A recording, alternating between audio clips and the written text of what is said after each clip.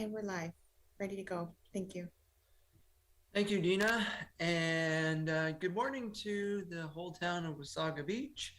Good morning, Your Worship. Good morning, Deputy Mayor Bray. Good morning, fellow councilors and staff. And I hope everyone had a great Thanksgiving weekend. It's my pleasure today to call to order the October 14th Wasaga Beach Coordinated Committee meeting. First off, we have disclosures of pecuniary interest. Everybody struggles at that, and I'll probably stumble over that several times today. And I have two that's been identified.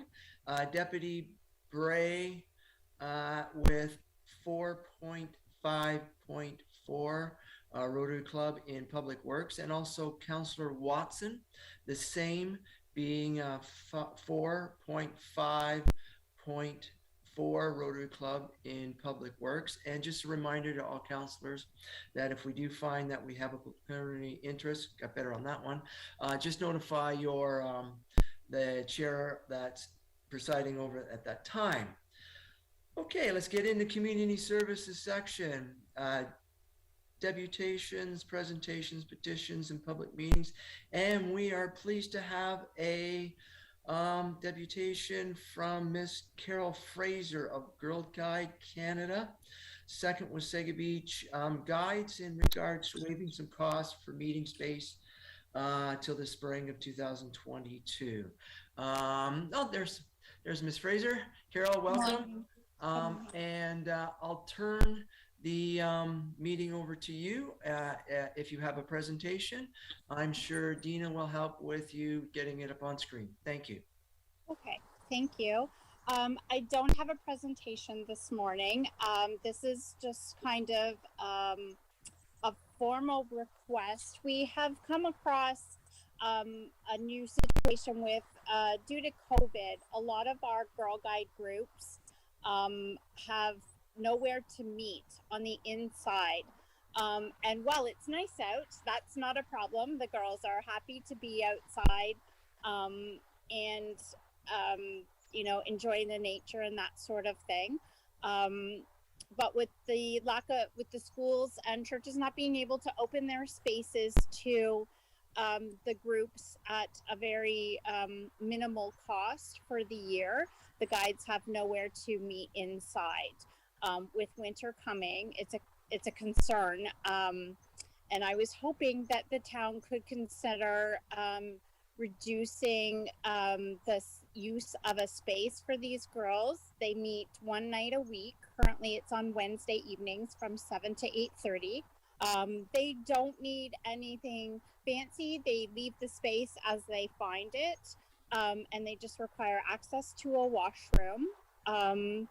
I do have their COVID safety precautions that they follow. Everybody does their screening beforehand, wash hands, wearing masks inside. All of those procedures are followed for them. And unfortunately, they only have a budget of about $150 for the year. So the current fees that are in place for town rentals are beyond their budgets because they are a non-for-profit group. So that is my reason for addressing the council today, to see if there is something that we could do to help out this group. Thank you, Carol, and I'll open up to the council for discussion. And I see that our worship has a request to speak. Go ahead. Thank you, Mr. Chair. Good morning, Carol. Good morning. Thank you for coming and presenting today. I think your group is probably in the same boat as a lot of other groups right now. Absolutely. who would utilize the schools, and I think it was given at a very cheap rate to do that. So the motion today is for it to go back to staff so that they can review that, because we would have to look at a fair to all type of process here in what that would look like, and how does COVID work into that, and those types of things. So just to the committee, I'm supportive of this going back to staff so that they can review all the pros and cons and which way to go. Thank you, worship. Any more thoughts, comments from council on this before I thank Ms. Fraser? Seeing none, and I want to thank you so much, Ms. Fraser. We did get your presentation with regards to your COVID protocol, and that was awesome to see. Thank you. Right now, we're just going to read a motion after I get a mover and a seconder to move it back to staff to hopefully do some good work. But I want to thank you again for coming on, and your organization's fantastic. Thank you. Well, thank you very much for considering our request. Thank you. Could I get a mover and a seconder for this motion? Her Worship and Councilor Blanchet. Okay, motion that the Community Service Section of Coordinated Committee receive the deputation from Ms. Carol Fraser, Second Wasaga Beach Guide, Girl Guide of Canada, for information, and further that the request to be referred back to staff for review and report to come back to a future meeting of committee. All in favor? Thank you. That's 7-0 unanimous. Now we move down to the presentation section, and it's my pleasure to welcome our neighbors and our friends at the Rhone West OPP detachment. Detachment Commander Tate, please, welcome. Thank you, everybody. Thanks, all my friends. Again, we're here specifically just to kind of speak a little bit about the H2OI weekend that occurred on the 24th to the 26th of September that just passed. And again, my understanding is for the purposes of this meeting here, is more just giving a very, very, very high level account of some of the planning and preparation that the OPP did and some of the measures we put into place to make a very safe and very, very successful weekend. And I just want to emphasize those two words, safe and successful. For all purposes, from all accounts, through the planning, and as I alluded to earlier, we do have the benefit of having Acting Inspector Leanne Spong with us as well. And Leanne was instrumental in giving kind of that enhanced regional oversight and really, really, really kickstarted and injected a lot of incredible planning and a lot of work into this whole H2OI process, into this big juggernaut. But again, too, as a result of that, I can very confidently say it turned out to be, despite a very, very high call volume, a very, very safe weekend, safe for public safety, but also for property safety as well, which was very, very fantastic and very successful. I think, we don't always, obviously in policing, we never use just charges as a means of equating to the success of something. It was more than that. There were a lot of charges, don't get me wrong, but there's a lot more just with relationship building with the community, our incredible partnership with all of the areas of the town of Wasaga Beach, from Public Works. I know just an incredible team group there as well, and they were very, very active throughout the weekend. All that right through with our fire department, and of course, goes without saying with our CAO and with our mayor as well. Like a lot of support this weekend, or that weekend, which was fantastic. So without any further ado, I know Leanne was, again, it was a very collaborative approach with many, many subject matter experts across all different levels of our organization that were involved and pulled into this. Leanne had the challenging job of being essentially the Tom Brady, the quarterback of pulling this kind of all together and making it into a plan. So without further ado, I'd like to very warmly thank Leanne again for joining us and pass it over to Leanne. Good morning. Can you hear me fine and see me? I'm just splitting my screen with some of the data that I have here that you may ask about. So I wanted to make sure that that was working fine.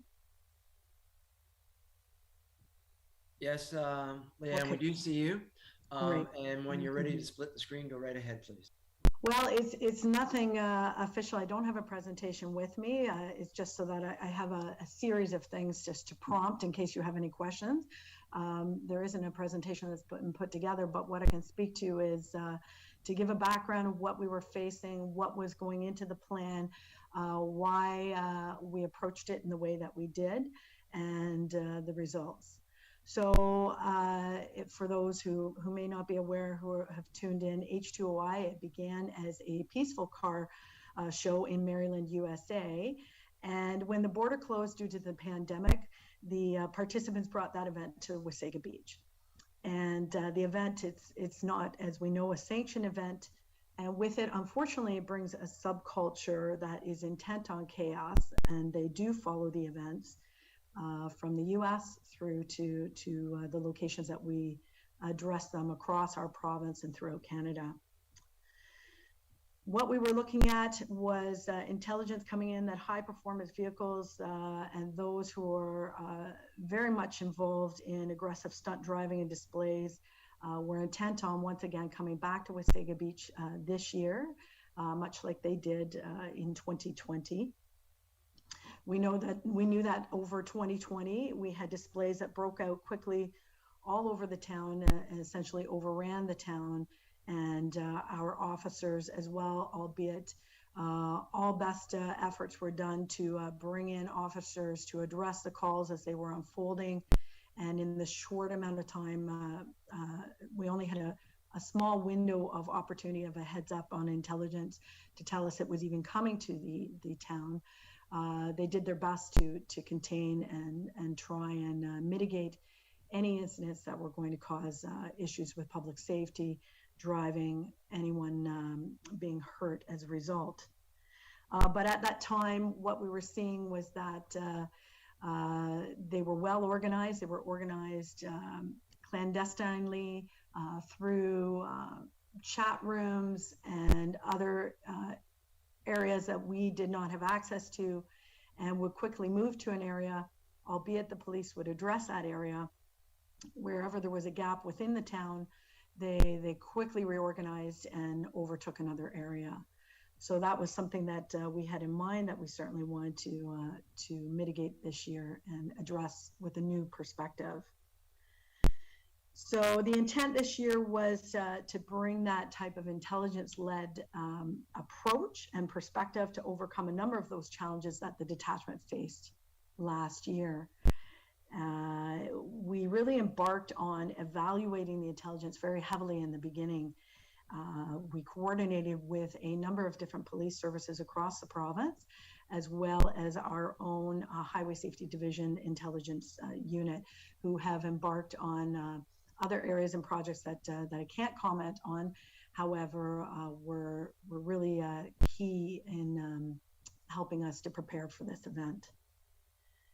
What we were able to do was identify a number of the organizers involved in the event this year and work in advance to contact people, have discussions with them, involve our provincial liaison team members, to reach out to individuals to try and get some compliance ahead of time, and did our best to try and mitigate that. Despite our best efforts on that, and some of the individuals who were involved in the organization saying events were canceled, we knew through the intelligence that we had embedded throughout this project for H2OI and Wasaga Beach, that they were still very highly intent on coming, and coming within the thousands. So that was part of our planning throughout the event. In fact, we were meeting on a regular basis across the province with our partners. We were meeting on a regular basis every day within our own immediate committees leading up to the event. So I can't emphasize enough the amount of intelligence and planning that went into the resources that were brought to the table on this event. In looking at what we were doing, we were trying to mitigate some of the issues that were ongoing leading up to it. And this can be one of the pieces that I can share if I can bring that up. Let me just close that down. We looked at really starting to bring enforcement to the table in the areas that they were traveling. So we engaged our East Region Highway Safety Division teams, all of our detachments in the East Region to be involved early on, and as well as our Highway Safety Division. And we were able to have a look at the data that they provided in leading up to it. And in fact, they were able to target a number of individuals that we knew through the intelligence that we had gathered were very much involved in and intent upon bringing some of this associated chaos to the town. So a number of vehicles were in fact enforced on the way and never made it to Wasaga Beach. In fact, I believe it was 19 vehicles that were towed prior to even coming. That would have been very highly involved and key to organizing perhaps even more events across the town. So that we felt was highly successful in getting a number of those vehicles off the road prior to even coming. Some of the other planning that we were seeing through the intelligence that we were gathering was that they were doing their own recognizance events leading up to this event. In fact, there was intelligence that a vehicle had been constructed to move any of the barriers that the town may have put in certain areas. And we had information on the fact that a larger truck type of vehicle had been put together in some type of fashion and was coming and intent on pushing things out of the way. So directly being involved in criminal activity and causing mischief across the town. Through the work that was done leading up and throughout the event, we had a number of intelligence officers working the ground with us that we were able to identify that vehicle. And in fact, we were successful in pulling that vehicle off the roadway.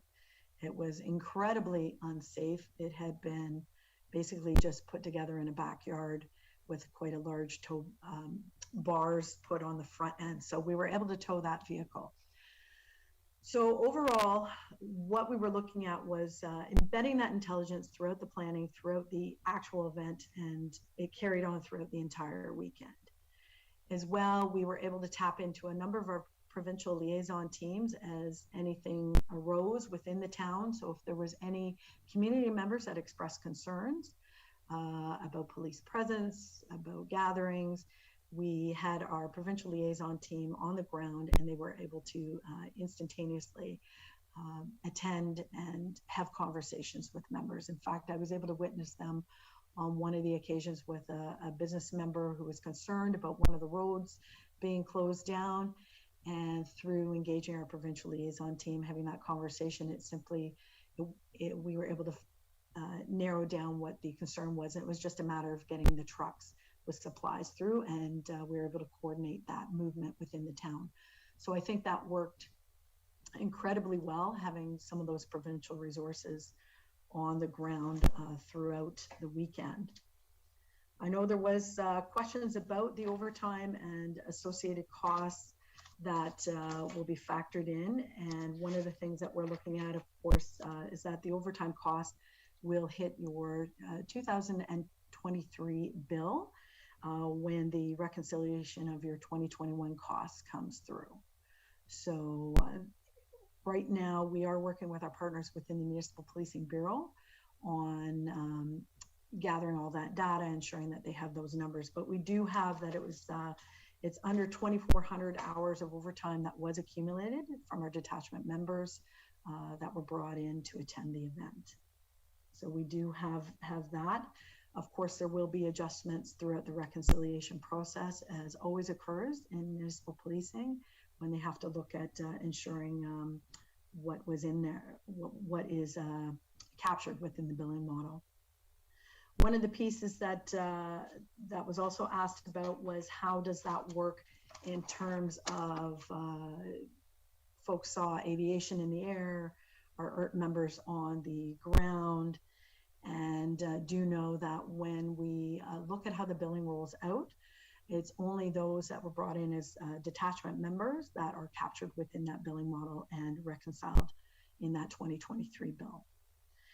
In terms of overtime costs that are associated to regional and provincial resources, that is something that it comes out of the OPP budget on our provincial side of the house. So it's not something that we do a cost recovery on directly from the municipality. And in terms of resources that we had on the ground, what we did was we had a bona fide command post set up within the fire hall this year. We were able to work with the town technologists along with our CTSB folks, again, another provincial resource that we were able to tap into and bring in on this event, to work together to collaboratively wire in the 21 town cameras right into the command post. Those were monitored by a number of auxiliary officers. In addition, we had an incident commander on the ground and a number of supports for that incident commander.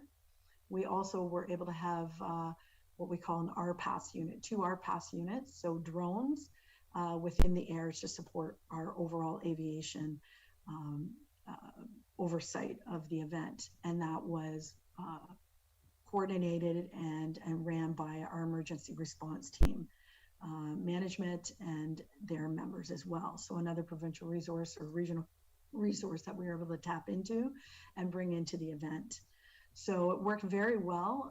A few examples of highlights that we were able to, that I can mention, are the fact that our auxiliary officers actually were able to see events unfolding on the town cameras.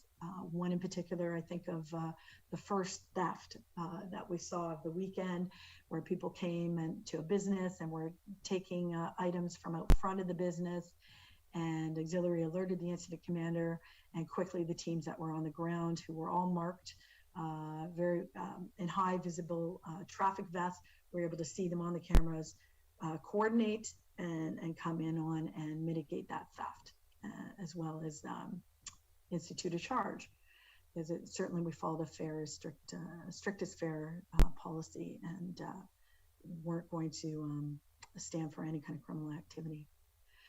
With the drones, what we were able to accomplish in having those in the air was we weren't really finding ourselves in a position where we had to scramble our resources.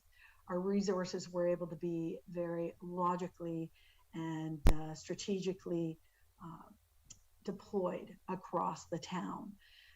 One of the things that we learned very strongly from last year's event is that, again, they would swarm an area very quickly, overrun that area. Officers may respond, but that would create a void or a gap in another area of the town, and the next group would fill that void or fill that gap. So it became too much of a chase.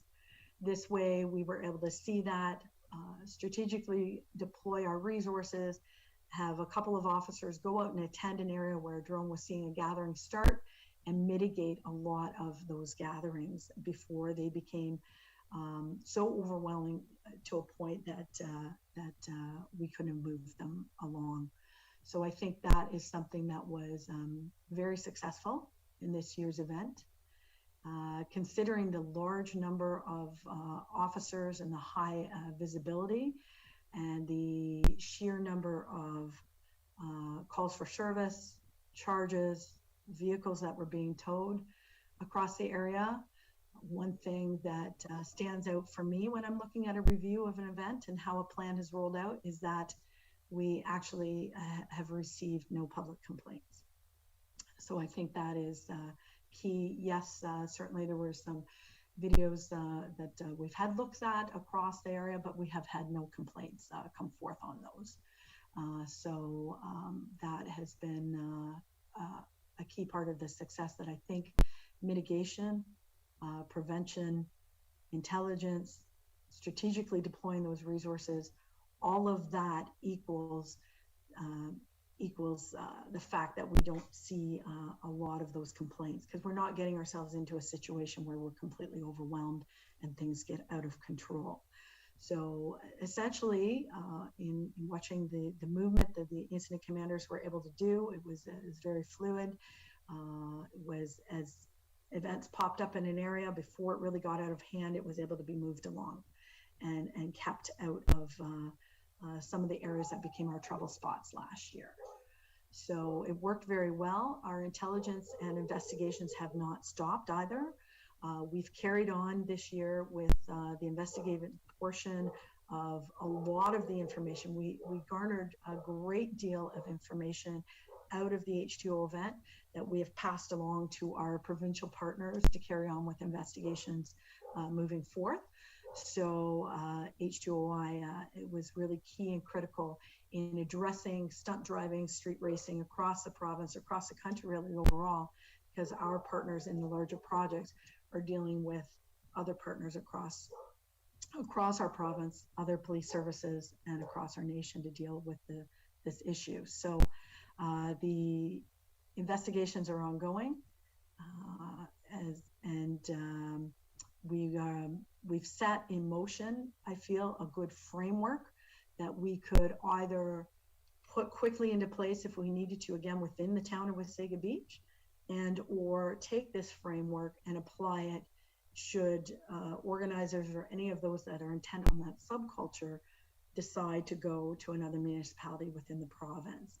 Is something that we felt is flexible and nimble, and we can move it where we need to.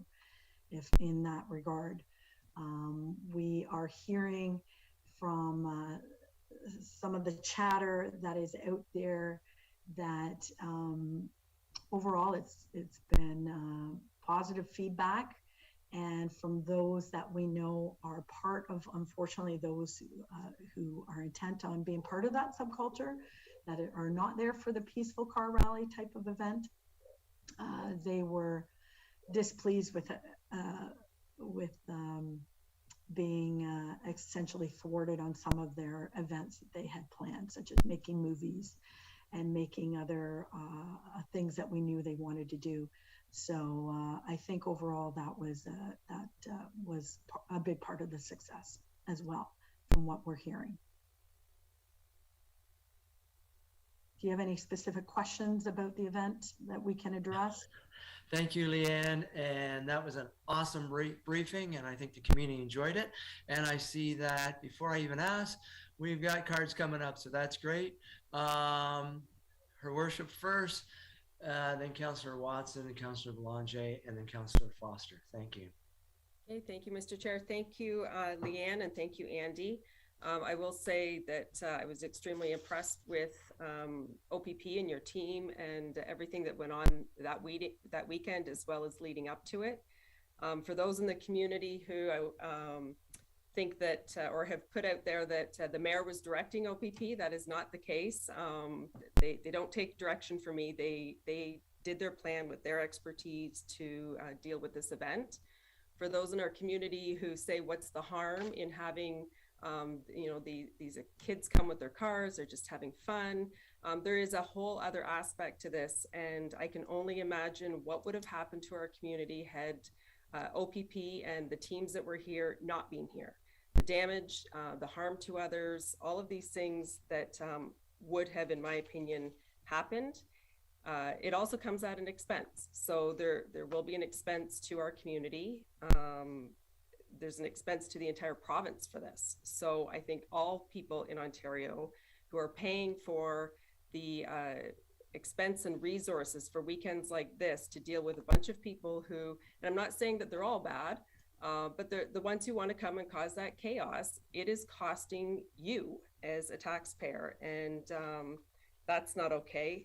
As far as the reconciliation, I know that it was helpful to have them contained in the town of Wasaga Beach for the OPP rather than not know or whatever. But if I'm being honest, I hope they go somewhere else next year, because containing them here does cost our taxpayers extra. And I don't know that that's fair. So I hope that when we're talking about the reconciliation of all of those things, that's taken into consideration, because I don't think that it's necessarily fair that we keep them all within our boundaries, but then our taxpayers have to pay the full pop for any additional officers either. This is a province-wide issue that I think you did an excellent job narrowing some of the things down, some of the people down, and I really just can't say enough of the operations that you did that weekend. Thank you.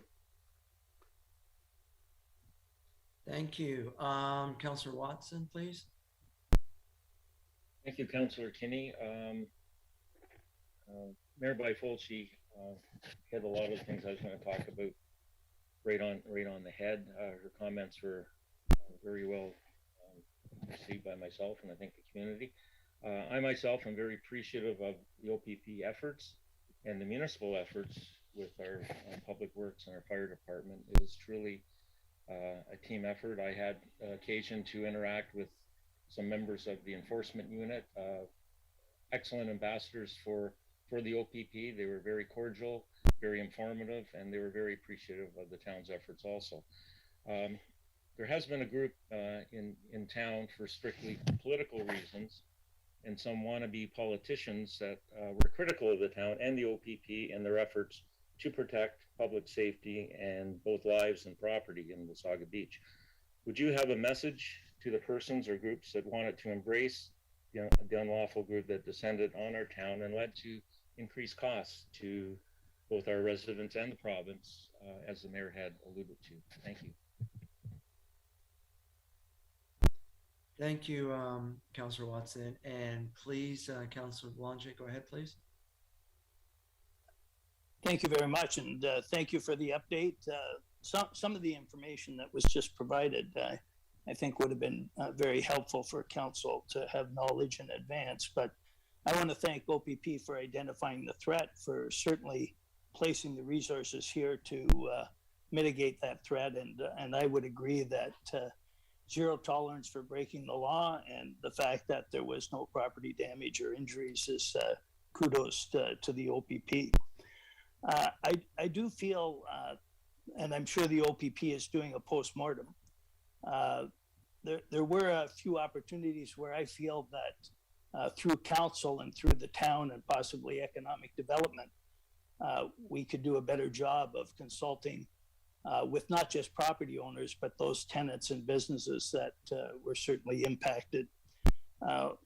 Just a couple of small things is that it appeared that when the speed bumps or chevrons were first installed, that the heights were possibly a little too high and inconsistent.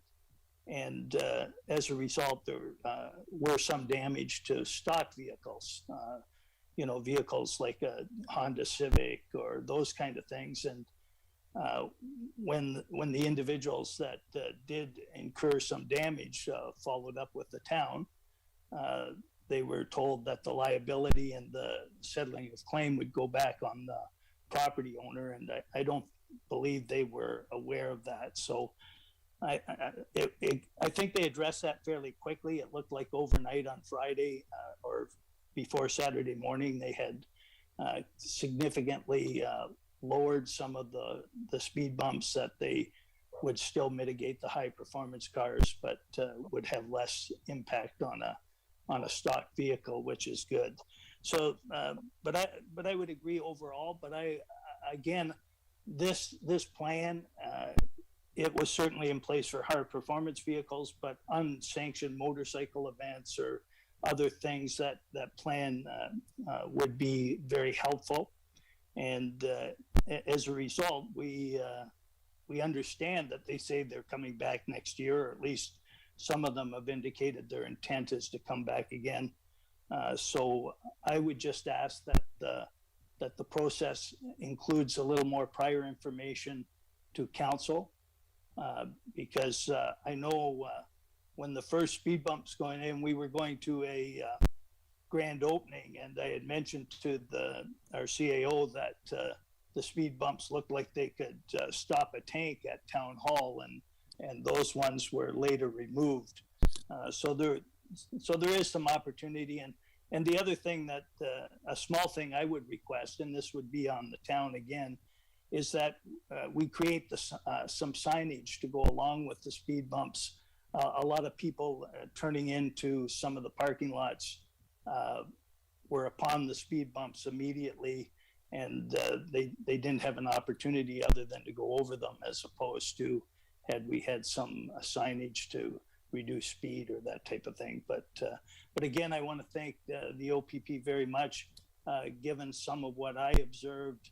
The fact that we didn't have limited property damage and no injuries is fantastic. So thank you very much. Thank you, Councillor Blanchet, and I believe Councillor Foster's next, please. Yeah, I think everything's been asked and answered already, so I'll let it go at that. Thank you. Thank you, Councillor Foster. And Leanne, any final thoughts or comments, please? You're on mute. There we go.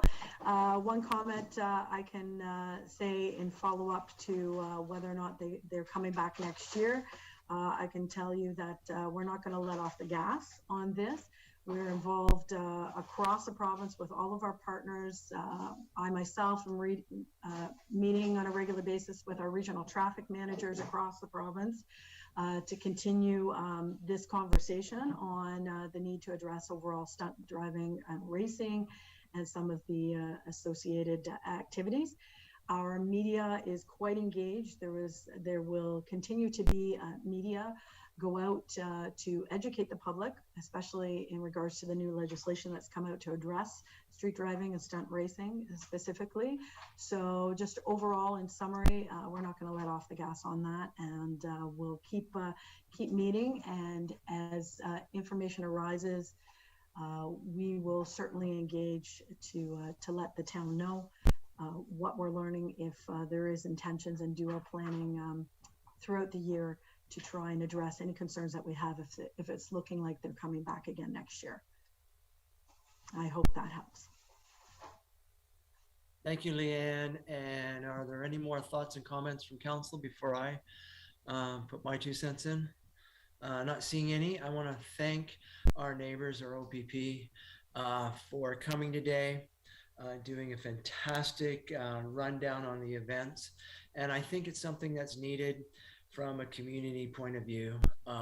There was a lot of not knowings, and you've answered a lot of those not knowings. And again, I can't say enough to all the work that you guys do. Thank you so much. And as a result of that, I will call for a mover and seconder, please.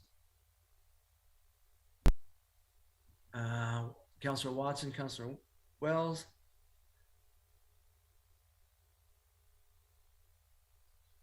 That the community services of the coordinated committee received a presentation of the Huronia OPP detachment for information. Any other comments before I call the vote? Not seeing any. All in favor? And that's passed 7-0 unanimously. Thank you so much. Thank you very much, everybody.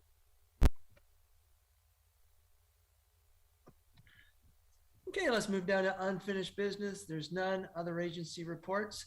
Our fire department monthly report, and I get to introduce the best fire chief in the province. Please, Fire Chief McWilliams, go ahead, please. Thank you, Mr. Chair. I thought last month it was the best chief in Canada. Now we're down to the province. I see where this is headed. I get it. Anyway, thank you, Mr. Chair, your worship, and members of council. In the month of September, the fire department responded to 160 calls for service, bringing our 9-month total for 2021 to 1,355. There weren't any notable fire occurrences to speak about since my last update. However, as we just heard, H2OI weekend was certainly noteworthy. It didn't really impact the fire department with respect to call volume. The calls that we went to over that weekend were mostly generated by our residents. However, we did respond to a few. that did involve that group. We did have a concerning situation. One of the calls, fire and paramedics responded to a medical at the Main Street and Beck Street intersection.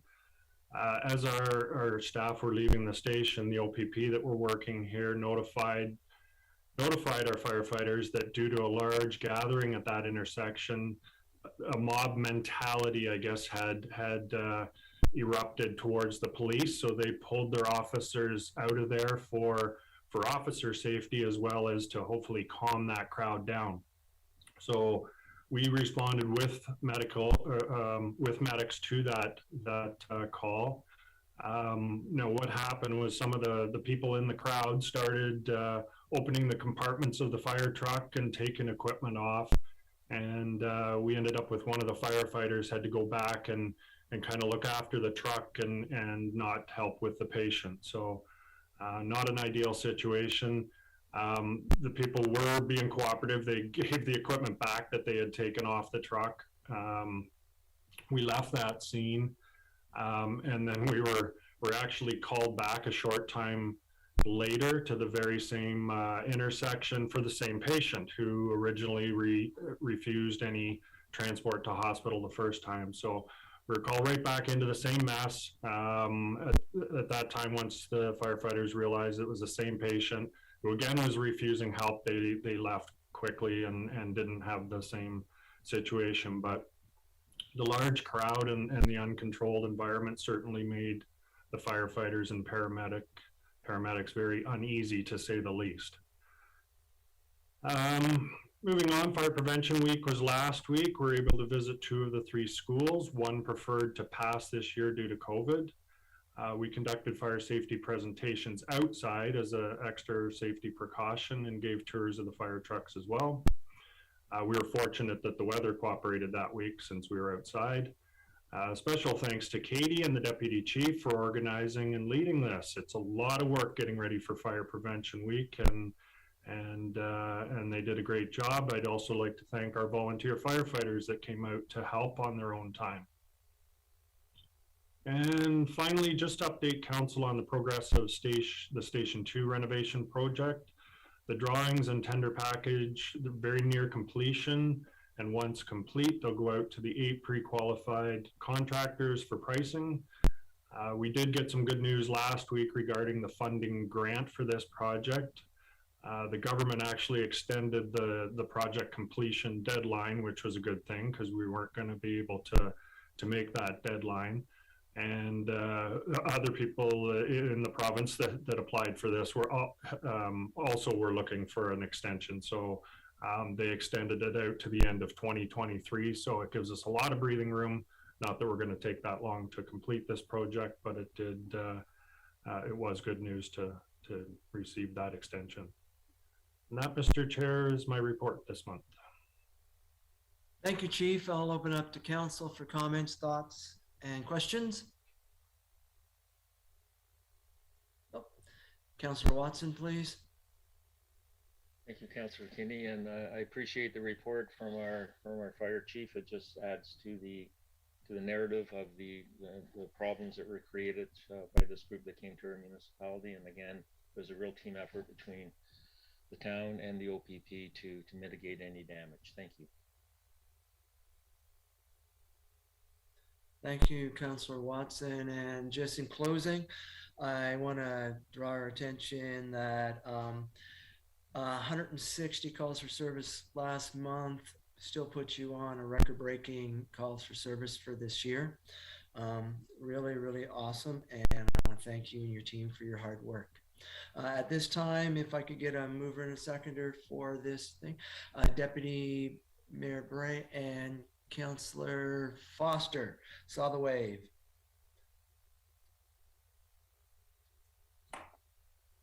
Resolved that the community service section of the coordinated committee received the September 2021 fire department report for information. No other thoughts. All in favor? Thank you. That passes unanimously 7-0. Now we move on to the consent agenda. I don't have any notification of anything being pulled, there's something that people want to comment on now or pull, we can do that. Not seeing anybody as of yet. Can I have a mover and a seconder before I read the Councillor Wells and Councillor Watson? Resolved that the Community Services section of Coordinated Committee hereby receive the October 14th, 2021 consent agenda items 3.4 through 3.6, and that all the recommendations contained therein be adopted, including agenda items pulled from the motion and voted on separately. Seeing that none have been pulled, I'm going to call the vote. All in favor? Thank you. That passes 7-0 unanimously. Looking down, and at this time, it's my pleasure to turn over control of this meeting to Councillor Watson in Public Works. Thank you. Thank you, Councillor Kinney. We're now in the Public Works section of Coordinated Committee. We have no deputations, presentations, petitions, or public meetings. We have 2 items of unfinished business on the agenda, and we have no agency reports today either. We're now down to the consent agenda, and we will be separating and pulling out from that item 4.5.4, as Deputy Mayor Bray and myself have a conflict as we're members of the Rotary Club, and item 4.5.6, engineering, has also been pulled from the consent agenda. So outside of those 2 items, it is resolved that the Public Works section of Coordinated Committee hereby receives the October 14th, 2021 consent agenda items 4.4 to 4.6, and that all the recommendations contained therein be adopted, excluding agenda items pulled from the motion and voted on separately. May I have a mover and a seconder for that, please? Councillor Kinney and Deputy Mayor Bray have moved and seconded. Those in favor? That is passed unanimously. So we will now, we're now at 4.5.4, and I will turn the chair over to my co-chair, Councillor Foster, to deal with that motion as Deputy Mayor Bray and myself are in conflict. All right. Thank you very much for that, George. This is the item 4.5.4. I'll do the resolution, ask for mover, seconder, and and discussion if we need it. And I will, sorry, I have to modify. I can't see everyone on my screen here where I am today. There, I got most. Yeah, I have everyone who's not have a conflict or myself on my screen now. So, so on this item, the Wasaga Beach Rotary Yellowfish Catch Basin Project, resolved that Public Works section of Coordinated Committee does hereby receive the letter dated September 28th, 2021 from the Wasaga Beach Rotary Club regarding the Yellowfish project, and further that staff be authorized to provide necessary support to ensure the appropriate traffic control measures are in place throughout the duration of the project. I'll open it up for any questions or comments on that. Okay, I guess I have to ask for a mover and seconder, so I will do that. Please, that's your worship, and Councillor Belanger seconding. Thank you very much. Again, the only comment there, they did outline in the letter how they were going to have the traffic control, so it's well done. So barring that, I'll ask all those in favor, please. Opposed, if any, and I guess it passes 5-0. It passes unanimously is what it does. I have to count how many councillors are declaring. I will turn the chair back to Councillor Watson. Thank you, Councillor Foster, for handling that. So we're now at 4.5. Marlwood Avenue and Golf Course Road traffic analysis. This was pulled by myself, and let's make a brief comment that I cannot support the motion as identified. I believe residents in the neighborhood have had issues for years with traffic and noise. The speed tables do not seem to be effective, and the residents have been asking for other measures to mitigate the issue as outlined in the report. The residents, they're not making this up, the noise and the distraction and the speeding in the area, and to recommend doing nothing further is a disservice to the neighborhood. Is there any other, I can read the motion at this time. Would that be right, Nina?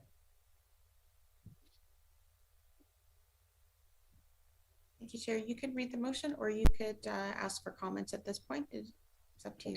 Okay. Any other comments at this point? Then I'll ask. Deputy Mayor Bray. Thank you. I know the residents would like to see a speed camera on that road. And I know that that's something Public Works is looking into. I know the county is also looking into the legalities and the costs associated with those types of solutions. And I'm just wondering where we kind of say nothing else will be done, if we can somehow indicate that we are still investigating speed cameras as an option. Because as you said, this is not a new problem. We've known about it for a long time, and to do nothing is probably not the best thing at this point in time. Thank you, Deputy Mayor. Any other comments? Mayor Byfolchi. Thank you.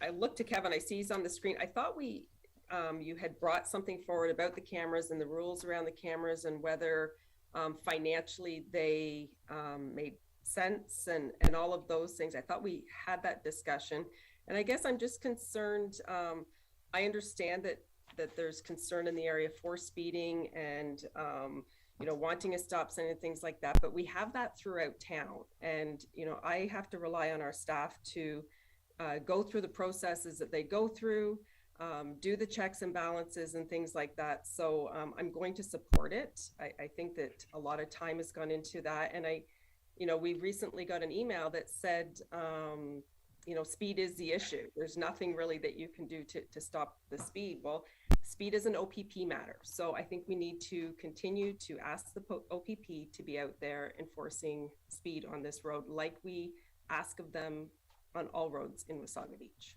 Thank you. Deputy Mayor Bray.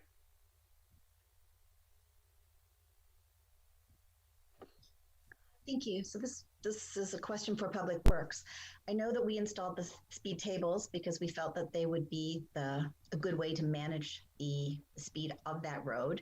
They're maybe not working as effectively as some had hoped, but I know when we put speed bumps in, or when we go to other communities and they narrow the road, those things work, because when you're going through a very narrow space on the road, because there's posts that are painted bright orange in the middle of the road, we slow down. So I guess I'm just not convinced that we've investigated all the options. Other communities are doing more than just saying it's an OPP issue. We all know that speeding is a driver issue, and we all know that drivers will speed, unfortunately. But if there's something that we can do to stop it, from residential roads, I think as a community, we do need to look out for community safety. Thank you. Councillor Kinney. Thank you, Councillor Watson. Yes, it's easy to say speed is an OPP issue, and it is. They're the enforcement agency for that, but I feel that overall community safety lies within the community, and we're the leaders of that community, or voted-in leaders, or other people may say something different. And I know we have awesome people on staff, and they have limitations on what they can do and what they can't do. I read this, and it's kind of, not doing anything else is kind of like giving up hope. I don't like to give up hope. And as a result of that, I won't be supporting it. However, that being said, that's not a reflection on the good work that our staff does. It's just that I feel that as part of council, my part of council is trying to make things safer. And speed is a community issue, not just an OPP issue. But thank you so much. And Thank you, Councillor Kinney. I see Mayor Bifulci.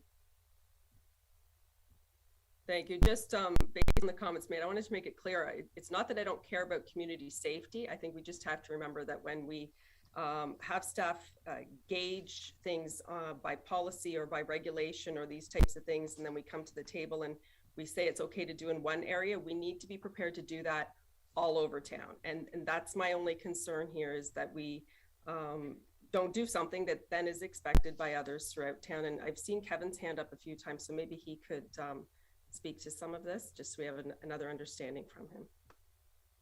Thank you, Mayor Bifulci. Kevin. Thank you, Mr. Chair. Through you, Madam Mayor.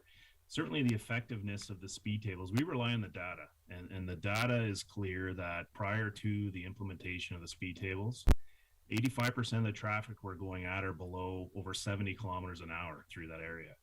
Since the implementation of the speed tables, it's now 85% at or below 55 kilometers an hour through that area. So to suggest they're not effective, I guess what's the end result with council in terms of what are the expectations? Because they certainly have proven effective from that perspective. The data supports the effectiveness of these tables.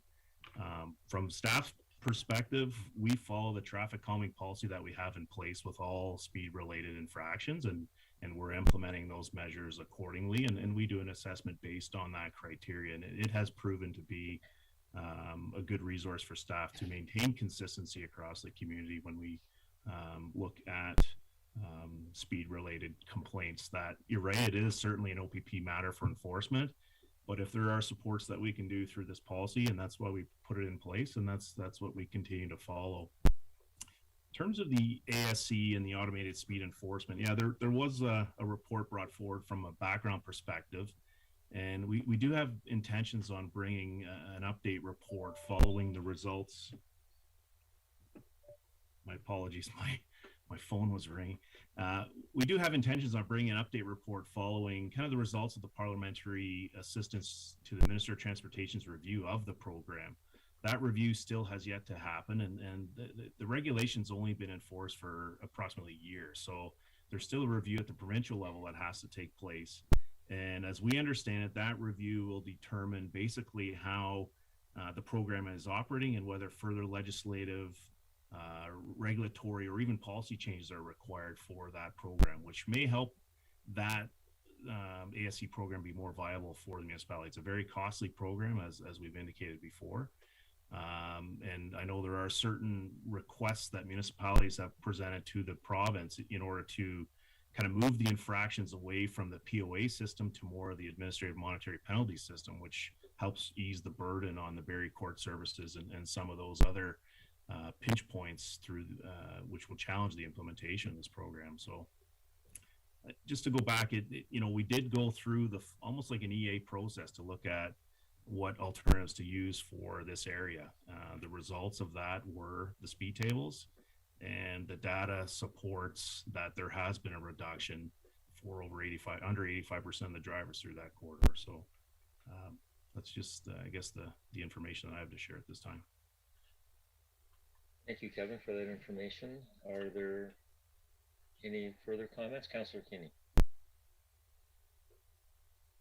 thank you, Councillor Watson, but I don't think Councillor Foster spoke, so I'll wait till he's done. Yes, thank you. Councillor Foster. Thanks, Mark, and thanks, George. Again, the resolution in front of us is just that an all-way stop should not be implemented at this intersection as it's not warranted. And the report explains the background on that. I have a unique perspective on that because I lived, excuse me, on Golf Course Road for 17 years. I'm quite aware of the speed that goes on there. and the fact that perhaps the tables have, well, not perhaps, the report shows that the speeding has decreased. I tend to be of the same idea as the mayor. We have to look at speeding across, safety from speeding or anything else across the entire community. And at this point, you know, if the guidelines had suggested that a controlled stop should be there, I'd support it completely. But at this point, it doesn't. But I do think we still have to continue to look. So it's not hope is lost. I think that was the deputy mayor that said that. Is we have to continue to look at how to make our town safer every day for everybody. And so at this point, it's not warranted. It doesn't mean, and I agree with the deputy mayor on that. In Collingwood right now, if you're driving down, many of the secondary streets now have those little reflective signs in the middle of the road, creates a road diet, if you will. And it probably does immediately discourage speeding. So I think we need to continue to look at ways to deal with it, both on Golf Course Road and on Duncairn and on Moseley and everywhere else. So I will be supporting the resolution as it's presented today. Thank you, Councillor Foster. Are there any further comments? Councillor Kinney. Thank you, Chair Watson. I have to go back on my comment with regards to safety. I do not want it thought that I was the only one on council that thought that way. I want to make it clear that everyone on council have that within their primary thoughts.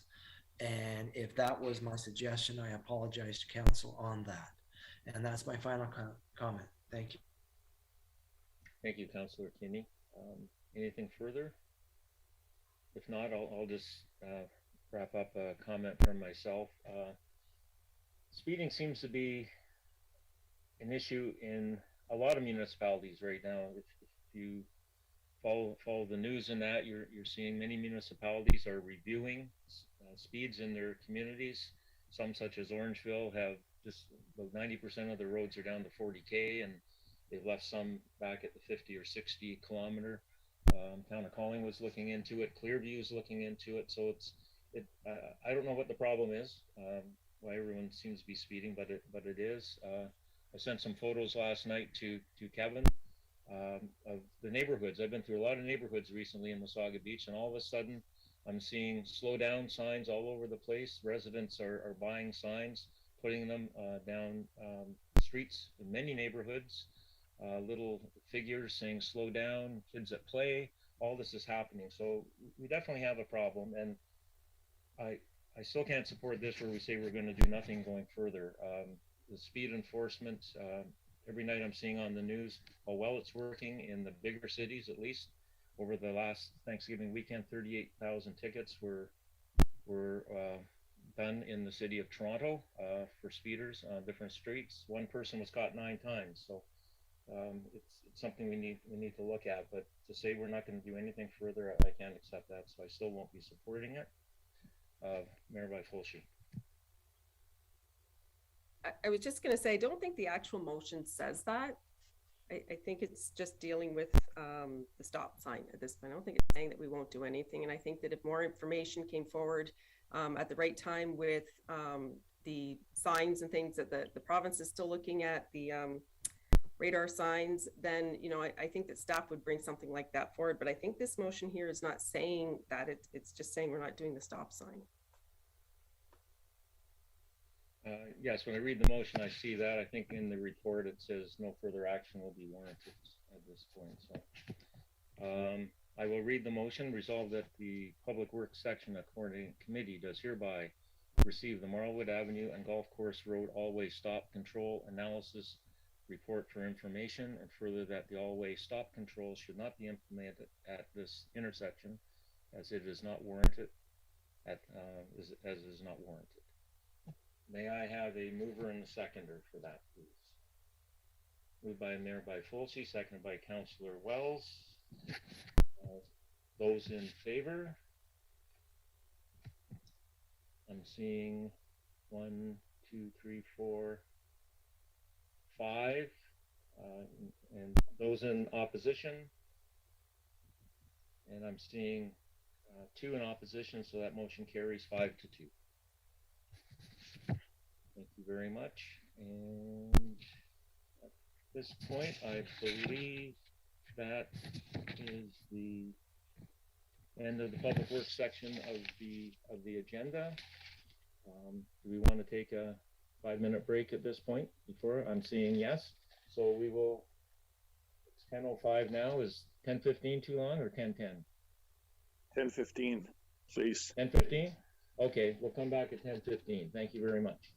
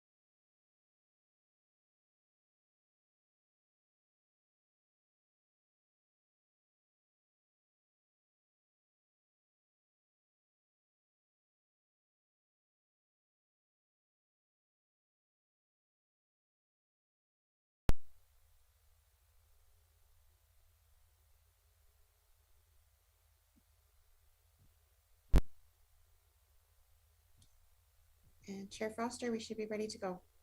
Okay, thank you very much. And welcome back to everyone for the Development Services section of the Coordinated Committee. As Councillor Kinney mentioned at the beginning, if there's a declaration of pecuniary interest, feel free to do it at any time. We have today a presentation.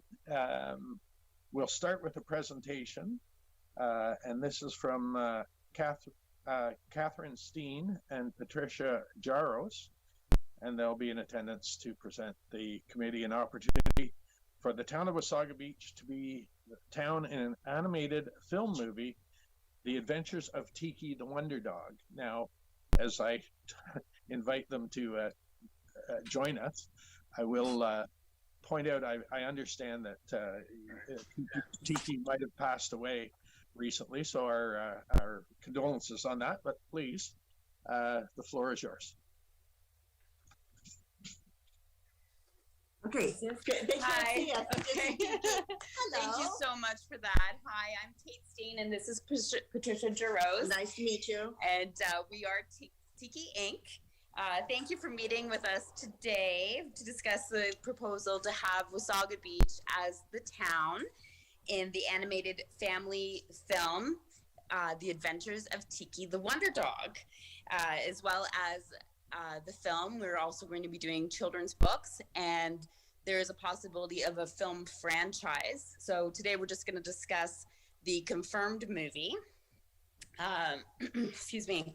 Our writer, he is a former Disney Pixar storyboard writer and artist. He has worked on everything from Dumbo, The Little Mermaid, Cars, Frankenweenie, Toy Story, just to name a few. This movie was inspired by the real life Tiki, who is a true champion. And in the movie, she is going to be a special support dog who teaches lessons of tolerance, inclusion, diversity, and basically it's exactly what the world needs right now. It sure is. Yeah. Next slide? Yeah, next slide.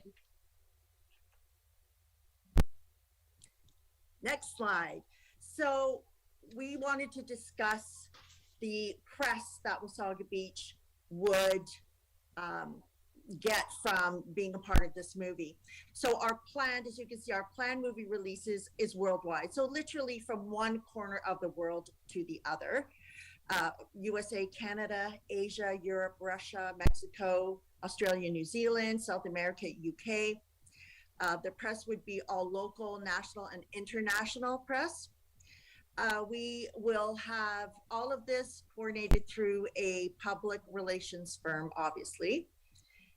Our plan is to have just one major press conference for the film, which will be held in Wasaga Beach, of course, if Wasaga Beach is our official town. All media will be invited, and our plan is to have scheduled interviews at various locations throughout the beach, which will be featured in the film. You know, town hall, the dunes, a local business, what have you. We will have, which we will discuss momentarily, we have many A-list actors who already have interest in this film. We will have one or two of the A-list actors in Wasaga Beach for the press conference. The book, we are already an official partner with the Hospital for Sick Children's Foundation. All proceeds from the books will be donated to charity.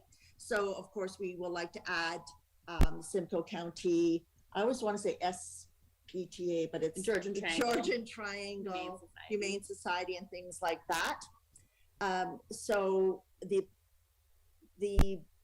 what was I saying? Okay, yes. So we're already an official fundraiser for Sick Children's Hospital Foundation. We're going to add others.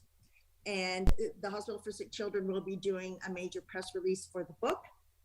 The book will be released first in Canada and the USA with possible international release. We are going to release the book before the movie in North America, and then we will release the book internationally after the release of the film. So the release press for the book will be all local, national, and USA outlets. Once we release the book internationally, we will have international press then as well. And next slide, please. So one of our plans for tour, oh, actually it's the next slide after this. Thank you. Tiki. Yeah, the Tiki Tour. So one more slide. There we go. So one of our ideas for town tourism is an official Tiki Tour. And Tiki Inc. would be responsible to sell all the tickets, the staffing, coordinating with town council and local businesses. But our plan would be to have this tour go to all the different locations that are featured in the movie. So all local businesses in Wasaga Beach, if Wasaga Beach is the town in our movie, people would get a little passport and they would go on this tour, and at each location get stamps, coupons. There could be different specials at the different locations. And it's a great way for local businesses to promote their business. This was something similar to this was done. We have an example coming up in a town in Georgia, and it completely transformed the tourism in that small town, and people actually go to that town specifically to see the different locations that are in this TV series. Yes. So that's kind of where we got the idea, and we thought it would be a lot of fun and a great thing for families to do. Yes, this is one thing, is this is a family film. So both Catherine and I are residents, and I have lived here for 21 years and moved here when my daughter was 5. Now I have a granddaughter, and we just want to bring back the family fun to Wasaga Beach. Yeah. Okay, so as you can see, there's the little tour. Just Kate did up a little example that. And you can see actually the first image is Tiki's actual real home. That is what, that's an actual 3D image in animation. So that's the type of animation that will be in the movie. And then we just made up some other generic businesses. Yeah. Okay, next slide, please. Okay, and so some of the potential locations that could be featured in this movie are the beach and the boardwalk. Tiki, in the movie, we were thinking she could meet up with Poppy, the piping plover. We could go to the sands dune, the walking trails, cross-country ski trails, the casino. Past the casino. Yeah, so past the casino. The new arena, library, different possible business locations, and then tourist features like Nancy Island, for example. And we'll work in consultation with the Economic Development Department, and of course bring it forth to council for final approval of the locations that will be featured. Yeah. Next slide, please. So the tentative release dates for the book is spring 2022, and the film will be fall 2022 or spring 2023. We don't know that yet. We will know that within the next couple of months. Next slide. And in the movie, we actually have interest right now from some A-list celebrities. Which we can't name. We can't name them, but they're big. One of them is one of the biggest names in Hollywood right now, to portray what our main characters, Tiki and Larry. Yes, and so what's waiting for us to be able to announce those names is escrows. Their escrows will be in place within the next few months. So we are hoping by December, we'll be able to announce 1 or 2 of the A-list actors that will be voicing characters, and they will be the actors that will come to Wasaga Beach and be a part of the press conference that we will hold. Next slide, please. So literally, we are going to bring Hollywood to Wasaga Beach. Kate had mentioned about Sonoya. So Next slide, please. increased. Do we have it? Yes. Okay. Next slide, please. So this will increase international tourism. And that means more tourism dollars for the town and local businesses. An example of what Kate was talking about is Sonoya, Georgia. The TV series The Walking Dead used the real life Sonoya, Georgia as their town in the series for when, I don't know who's familiar, when the governor came in season 3. The reason they chose this town is it was so deserted, it actually looked like a ghost town.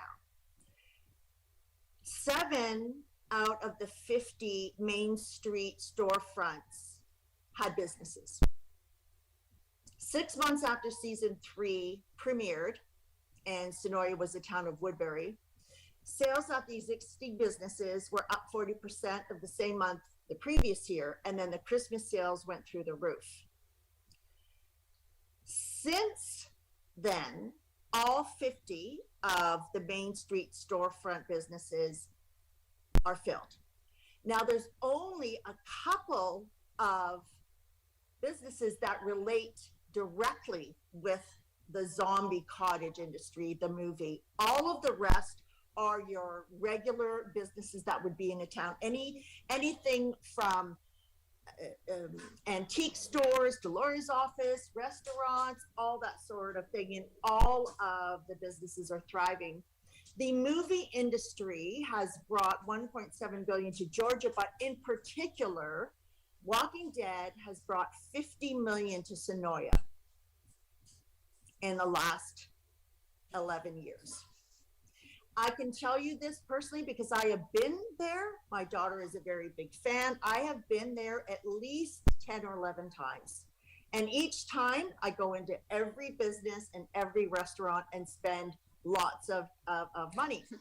So You always bring me back something. I always bring you back something. T-shirt or some kind of souvenir. So it's international exposure through the press, the scheduled Tiki Tour. We also offer that the town will be approved to use the image of Tiki on the Wasaga Beach official merchandise. Mm-hmm. Now, merchandising is something that can make a lot of money and does make a lot of money, especially for children and family films and TV series. For example, the Minions, which is a fairly new movie, has made $230 million on merchandise to date. Toys merchandise is at $2.4 billion, and Cars, which is an older franchise, is at $10 billion. So fans of these particular characters buy just about everything that the characters are on. Yeah. And I can attest to it myself. So we will approve the town to be able to use the Tiki logo on the town's official merchandise.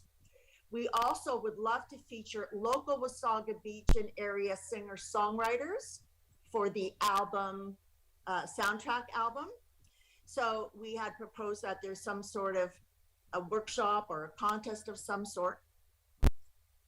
We would have the writers of the songs own the songs, other than 10% of the publishing rights will be held by the town of Wasaga Beach to be used to donate to charities of the town's choice.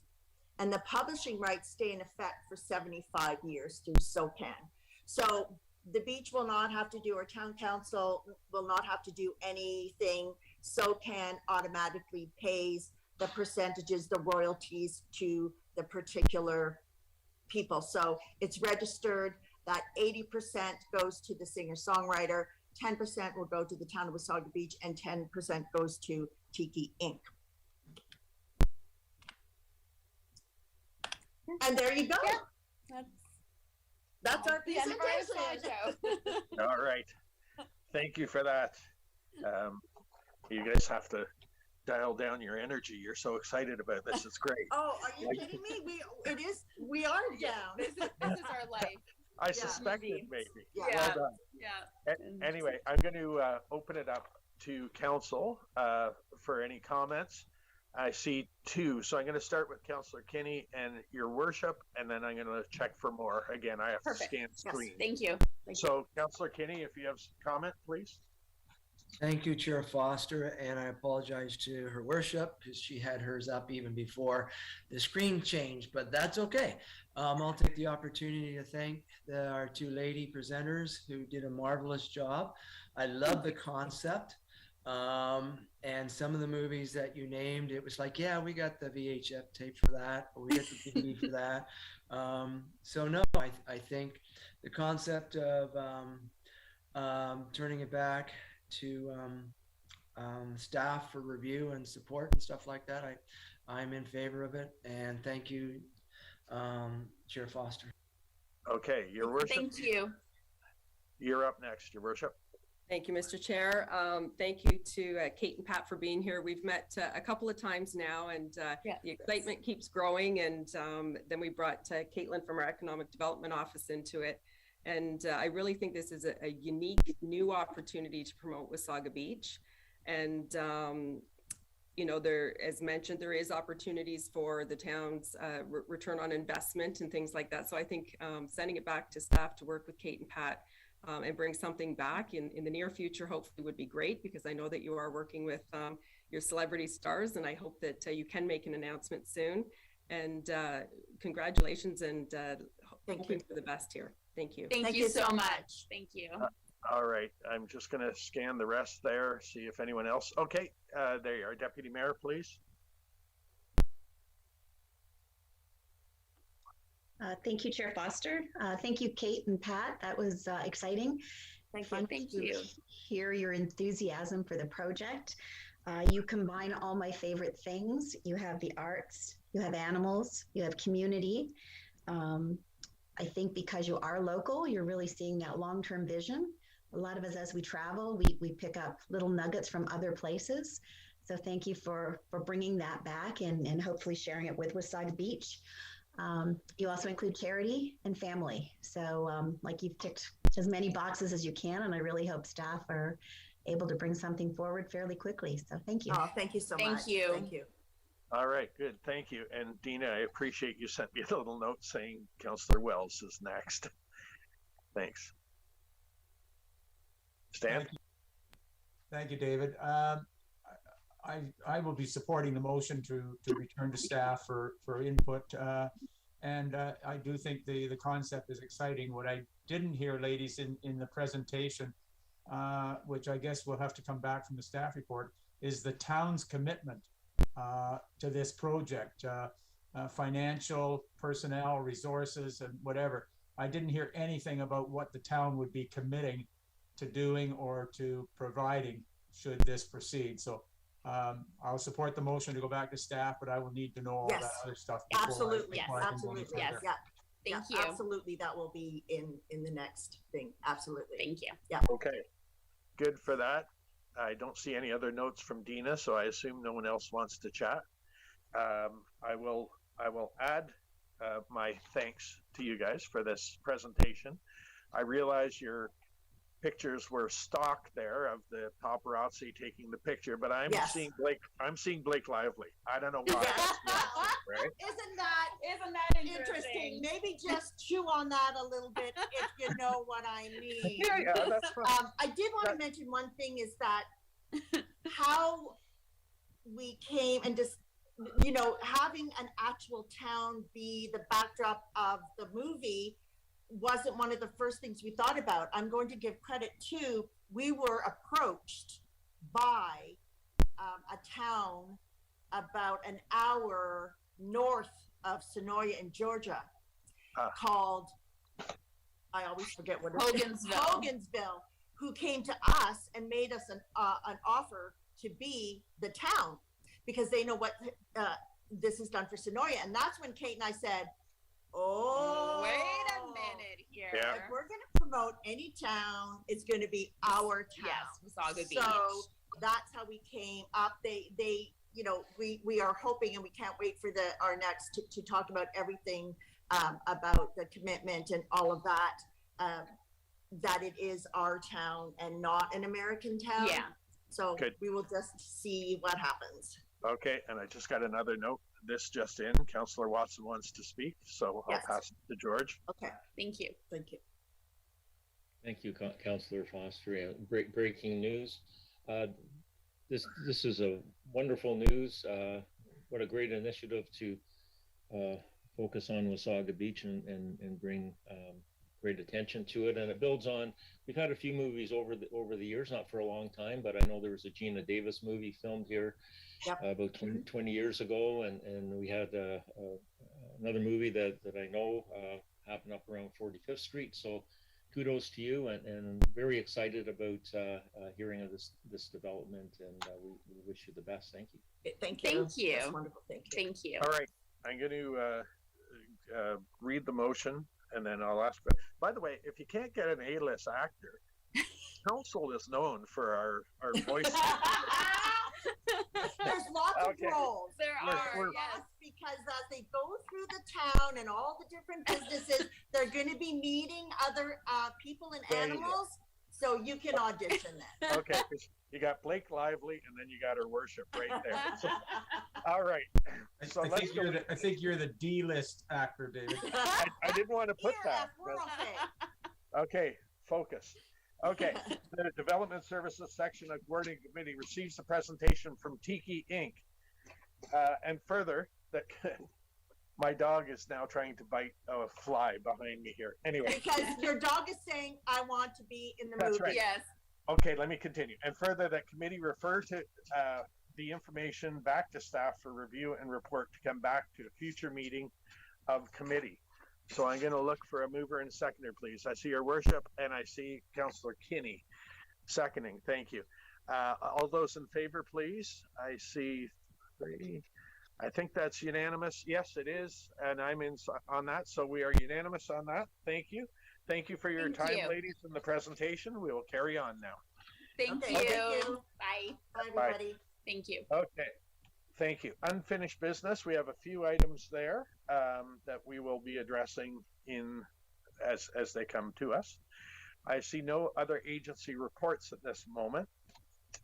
I'm going to go to the consent agenda, and I'll note that 5.5.8, 5.5.9, and 5.5.12 have been pulled.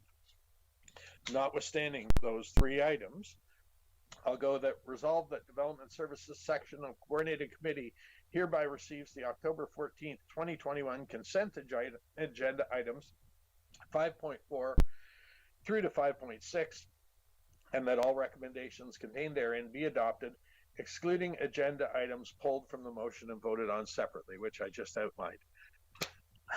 And before I call that, I see Councillor Watson has his card up. He's probably going to want to talk about the numbers for the development services, but go ahead, George, please. Thank you, Councillor Foster.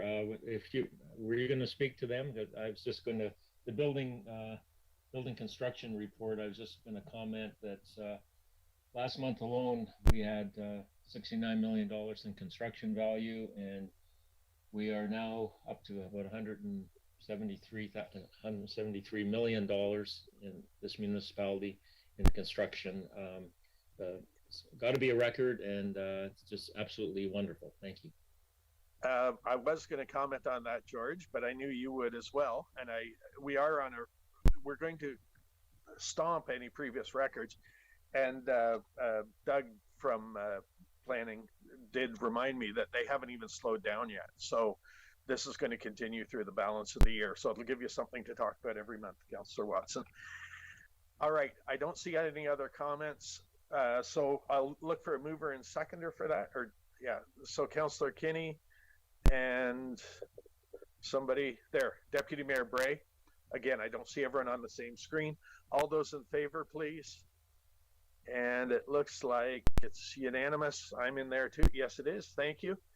So that being said, I will slide down to item 5.5.8, which was pulled by Councillor Belanger. The floor is yours, sir.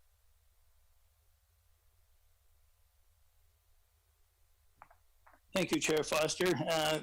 Yes, at the end of this, I'd like to refer 5.5.8 back to staff, but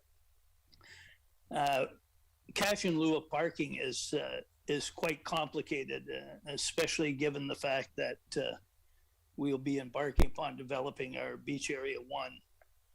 And I had a lengthy conversation with our director of planning yesterday, and some of my concerns is when we look at 50% cash in lieu of parking, and then we look at most developments. If you look at Superstore, Canadian Tire, if you look at Walmart and Stonebridge, they develop, they put in the appropriate parking related to the bylaw on property that they have purchased.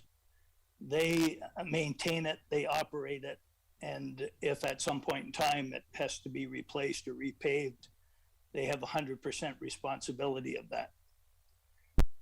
We know that there is a likelihood in going forward that some developments, specifically the beachfront development, will likely look to request reduced parking and pay a cash in lieu of.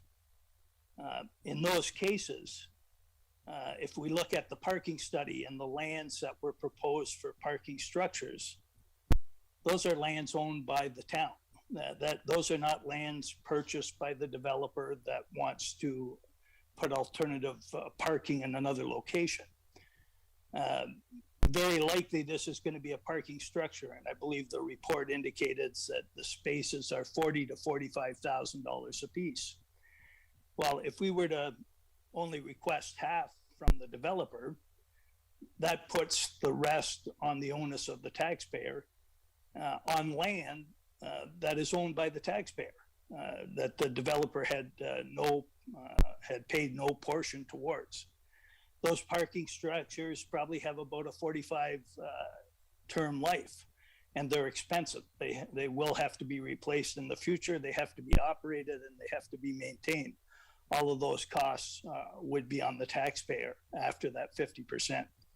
So I know in the case of our director of planning, he indicated that the 50% ratio is something they use in the city of Toronto, but that's a whole different animal. The parking gets a significant cost in Toronto, and it is normally at capacity or near capacity all year long. We're very seasonal in nature, so I would like this to be referred back to staff to look at the percentages, but I do want to indicate that it is complicated because we do have an additional development charge in Beach Area 1, but that development charge is also to go towards new streetscaping, moving Beach Drive 7.5 meters to the south. It may need a new boardwalk and wave wall and any number of other things that right now I don't believe council or anyone has a good idea on what the total cost to the municipality will be. But if we allow reduced parking, the developer gets to build more condominiums and gets to build more commercial space, and those are rented and sold, and we don't get a direct portion of that. We do get property tax or commercial taxes, which is positive. But again, I feel that 50% is too low and puts too much onus on the taxpayer. And just my final comment would be, if, especially in the area of Beach Area 1, if a developer offered 2 parking spots to a condominium owner instead of 1, you can bet your life that that would be $50,000 or more additional expense to whoever buys that property. So to allow them to have alternate parking on town-owned land in a parking structure at half price, I just don't believe it's fair to our taxpayer. Thank you. Okay, I will probably, I do see Doug on my screen, so I'm hoping he'll make a comment on that. Thank you, Mr. Chair. With regard, I'll try to cover the comments that were made by Councillor Boulanger. the rationale for bringing forward the cash in lieu policy at this time is that the current policy that's in place dates to 1998, and it's severely out of date and does not reflect the current time and current costs, the current type of development that we're seeing in Wasaga Beach. There is in both the official plan and the zoning bylaw a criteria that specifies that each property owner should provide the required parking as stipulated per the bylaw and the official plan, and that's right into the downtown specific policies. At this time, we don't actually have an understanding of how many cash in lieu parking stalls might be coming from the specific development of Beach Area 1. I would note that the intent of the cash in lieu is to cover all of the properties in Beach Area 1 and including Old Moseley Village as well. The rationale for the 50%, and this is based on best practices that we've seen applied in multiple other municipalities in the province, and they're all listed in the report, is simply that although the developer is seeking to pay the town to allow for a deficiency in the zoning requirement on their private lands, in providing that 50% cost to the town for the town to develop a space, that space is not dedicated to the developer. It's actually 100% usable by the public at any given time. So that's kind of the rationale for only charging 50%, because the developer doesn't get 100% of the use of that space. It may not be a perfect solution, but it tends to be a reasonable and equitable solution that's been applied from other municipalities. So that's where staff drew that from. I hope that answers the question. All right, thank you for that. I see a bunch. So I happen to be on the screen that had Councillor Kinney, but I'm going to actually change the order to let Councillor Belanger go first, because it was probably in reply to Doug's response, and then it'll be Kinney, and then Deputy Mayor Bray after that, please. Go yes, thank you, Chair Foster. Yeah, I just wanted to point out to Doug's point, the developer does get 100% of the space that he is not dedicating to parking. So in other words, he could build more commercial space or a condominium on that space. He's not getting 100% of the alternative space, which would probably be in a public parking facility. But they certainly are getting 100% of the space that we allow them to move somewhere other than their own development. Thank you. Thank you. Councillor Kinney was next, and then Deputy Mayor Bray, please. Thank you, Chair Foster. And I guess the question to Doug, and I'm unclear. Cash in lieu program. So if I'm a developer that wants to utilize it, I would request it of the town. Can the town turn them down? That's my question. Through you, Mr. Chair, absolutely, the town can refuse the request. The developer, as part of this policy, the developer is required to provide some form of justification of why the minimum parking requirement can't be met. And it's up to council to decide whether that justification is viable or not. So yes, the request can be refused, and the development would have to be designed to accommodate the minimum parking. Thank you. Deputy Mayor Bray. Thank you. Two points I just wanted to confirm that I'm thinking correctly. One is that our current policy says that they can apply for cash in lieu of parking, but that the current fee is $2,000 per spot, wherever that spot happens to be across the town. That would be my first question for Mr. Heron. In the current policy, the 1998 policy, it actually has two fees. One of them applies to Beach Area 1, and the other fee applies to the remainder of the town. I think the Beach Area 1 number, I don't know it by heart, but it's 3,000 and change. And then everywhere else in town, it's $2,000. So we have had applications. I think it was the current eyeglass store at 22nd and Moseley. that was probably the most recent application of where the town granted a cash in lieu of parking, and that dates back to 2005 or 6. So it's not often that we see it, but anyway, I hope that answers your question.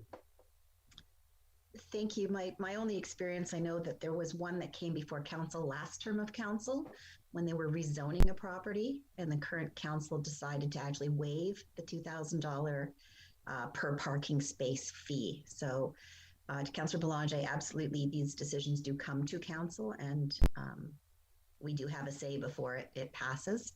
The second thing was that with regards to the beachfront, I obviously think the value of the parking spaces is quite high. I like to see the new numbers coming forward.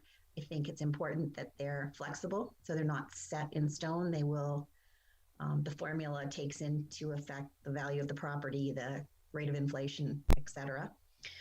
But with the current beachfront, the town over years has been buying property and building parking lots. And what the report kind of points out is that it probably isn't our business to be in.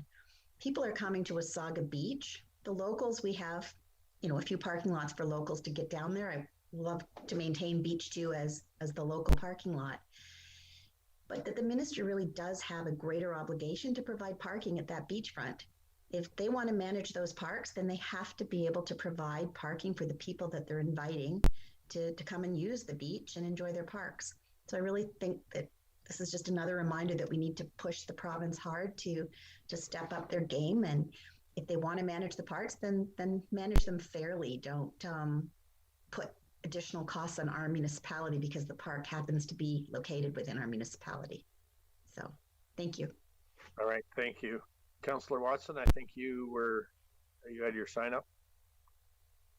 Yes, thank you, Councillor Foster. Through you to Mr. Herron. I'm very happy to see this 1998 policy come before council. It certainly is outdated. I do have experience over the years where I've seen some businesses or some applications to build new buildings where they have requested over the years for cash in lieu. Some of our municipal lots have been involved with that. The Duncarron lot up near the post office. I've seen we've been able to replace parking in nearby municipal lots by doing that policy over the years. Hasn't happened for a while, but that has happened in the past. And I'm curious, because apparently you had a conversation with Councillor Belanger yesterday. I'm curious about a burden being placed on our residents about cash in lieu of parking in this. Why would there be a burden to our residents by doing this policy? Would there not be fees charged, parking fees, as we do now for these parking spots that would generate revenue as we've been doing over the years? I'm just curious where that comment comes from about a burden by doing this policy. Doug, if you want to start on that. Thank you, Mr. Chair. The policy is intended to be applied equitably across the town, and the application of it would also apply to other landowners, not just the Beach Area 1, which is currently under discussion for development.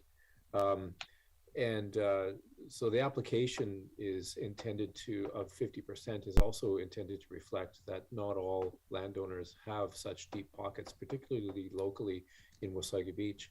In terms of the fees to the local taxpayer, we haven't gotten, I don't think that's a verb. I got that one from my son. We haven't yet reached that point where we're determining operations. Really where we're at is we're drawing information from the master parking study that was recently completed by CC Tatham. And that's where we're drawing some of the numbers and some of the direction from. And it's been helping us to devise this policy that's before committee today. In terms of future costs, as Councillor Watson noted, particularly to the resident users, the cost of using those parking spaces is a little far out there at this point, but it is likely there will be one because it's standard that there would be a parking fee applied. Okay, thank you. I think George Vadvancourt had his card up at some point there. Thank you, Mr. Chair. I just have a couple of comments. First, I want to commend our staff for the thoroughness of the report. I think it's very comprehensive and has a lot of good information, and shows the depth of the research that was done. I have a couple of points. The first point I wanted to make is with respect to how cash in lieu of parking is considered, and it has to be considered as part of an overall consideration of a development proposal. So there's fundamentals with respect to density, whatnot. Under the zoning bylaw, parking is a requirement, and cash in lieu of parking comes into the discussion when one is reviewing the overall development. And what we're trying to do is create good space, good urban design, which may necessitate some cash in lieu of parking, the creation of a parking structure, that kind of thing. So it's not, my point is, it's not considered just on its own, it's considered as part of an overall planning exercise and how specific areas are developed. I just wanted to speak to the point made by the deputy mayor with respect to the provincial park. And that was something that was certainly identified in the parking strategy that was undertaken by CC Tatum. And that was part of the reason why it was recommended that we undertake that study, was to define what the parking requirements are, not only for development down at the beachfront, but for the provincial park. And members of council will be aware that the provincial park has embarked on a master planning study where they're looking at the future of the park and the infrastructure that's going to be required to support the park. And when council received the master parking study, a copy of the study was sent to Ontario Parks to inform them of the requirements for the provincial park in providing parking. As was identified in the study, there was a shortfall based on the number of visitors that visit the park, etc. It was determined that there is in fact a shortfall of parking spaces provided by the province. Now, it hasn't been an issue for many years because the municipality has provided surface parking, in Beach Area 1, which has offset a lot of that. But when that parking disappears, there's still going to be a requirement for parking for visitors to come to the park. So that information, as I said, has been forwarded to the park, and they will certainly take it into consideration. And we'll be looking for it when the park master plan is presented to council. My final point, and it's already been made, and I just wanted to emphasize it, is with respect to any proposals dealing with cash in lieu of parking and overall design, site plan design, will come back to council for consideration. And there'll be that balance between the provision of parking for the uses that are proposed for the particular property and the cash in lieu component. And council will have the final say in that. Thank you, Mr. Chair. Okay, thank you for that. I'm looking at Dina. Is there anyone else with the sign up? No. Okay, I will get. I see you, Joe, but I will get to you in one sec. I also want to talk to Dina because Councillor Belanger had asked that it be referred back to staff. So I want to know, does that require a motion or a seconder? It does. Is that a nod? Yes. Or a seconder. Okay, thank you. So Councillor Belanger, I assume that's what your sign was up for. So you would move to refer it back. I will ask if there's a seconder, and I'm only looking at Dina. Is there a seconder? There's not at this time. Okay, thank you very much. So Councillor Belanger, we will not be doing that. So I will read the original motion. And this is that planning staff recommend the development service section of coordinated committee recommend to council implement the proposed cash in lieu of parking policy at the first available council meeting once the requirements of the Planning Act and the town's official plan for giving notice of council's intention to pass a bylaw has been fulfilled. So I will look for a mover and seconder on that. I see Councillor Kinney and Deputy Mayor Bray, and all those in favor, please. I see it's and myself, so and opposed. Councillor Belanger, got it.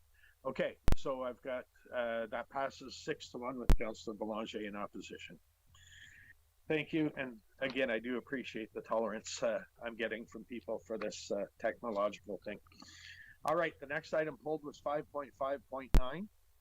This is the planner's report of October 14th on the Wasaga West Secondary Plan Study Request for Proposals recommendation. And again, Councillor Belanger, you pulled it. So if you'd go ahead, please. Thank you, Chair Foster. Yeah, my only question and concern related to 5.5.9 is that it indicated the date that the RFP was issued, but it didn't give a date as to the submission date. And my concern is whenever we only get one bid, then it's questionable as to how council knows whether it was competitive or not. In the case of the RFP for construction, we extended the timelines because there was concern about, the supply of steel. And this is a substantial cost. And I'm just wondering if it wouldn't have been appropriate to extend the timelines because, again, we've seen when we get multiple bids is that the differences in price to the municipality can be tremendously different. And it's always a concern when we only have one bidder and we accept it. Thank you. Thank you for your comments, Councillor Belanger. I chatted it over with Doug yesterday on the same item, but I will ask Doug if you'd like to reply, please. Thank you, Mr. Chair.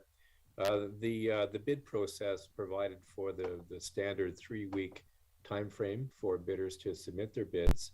And although staff were disappointed that there was only one bidder, we ranked that bidder using the standard scoring process.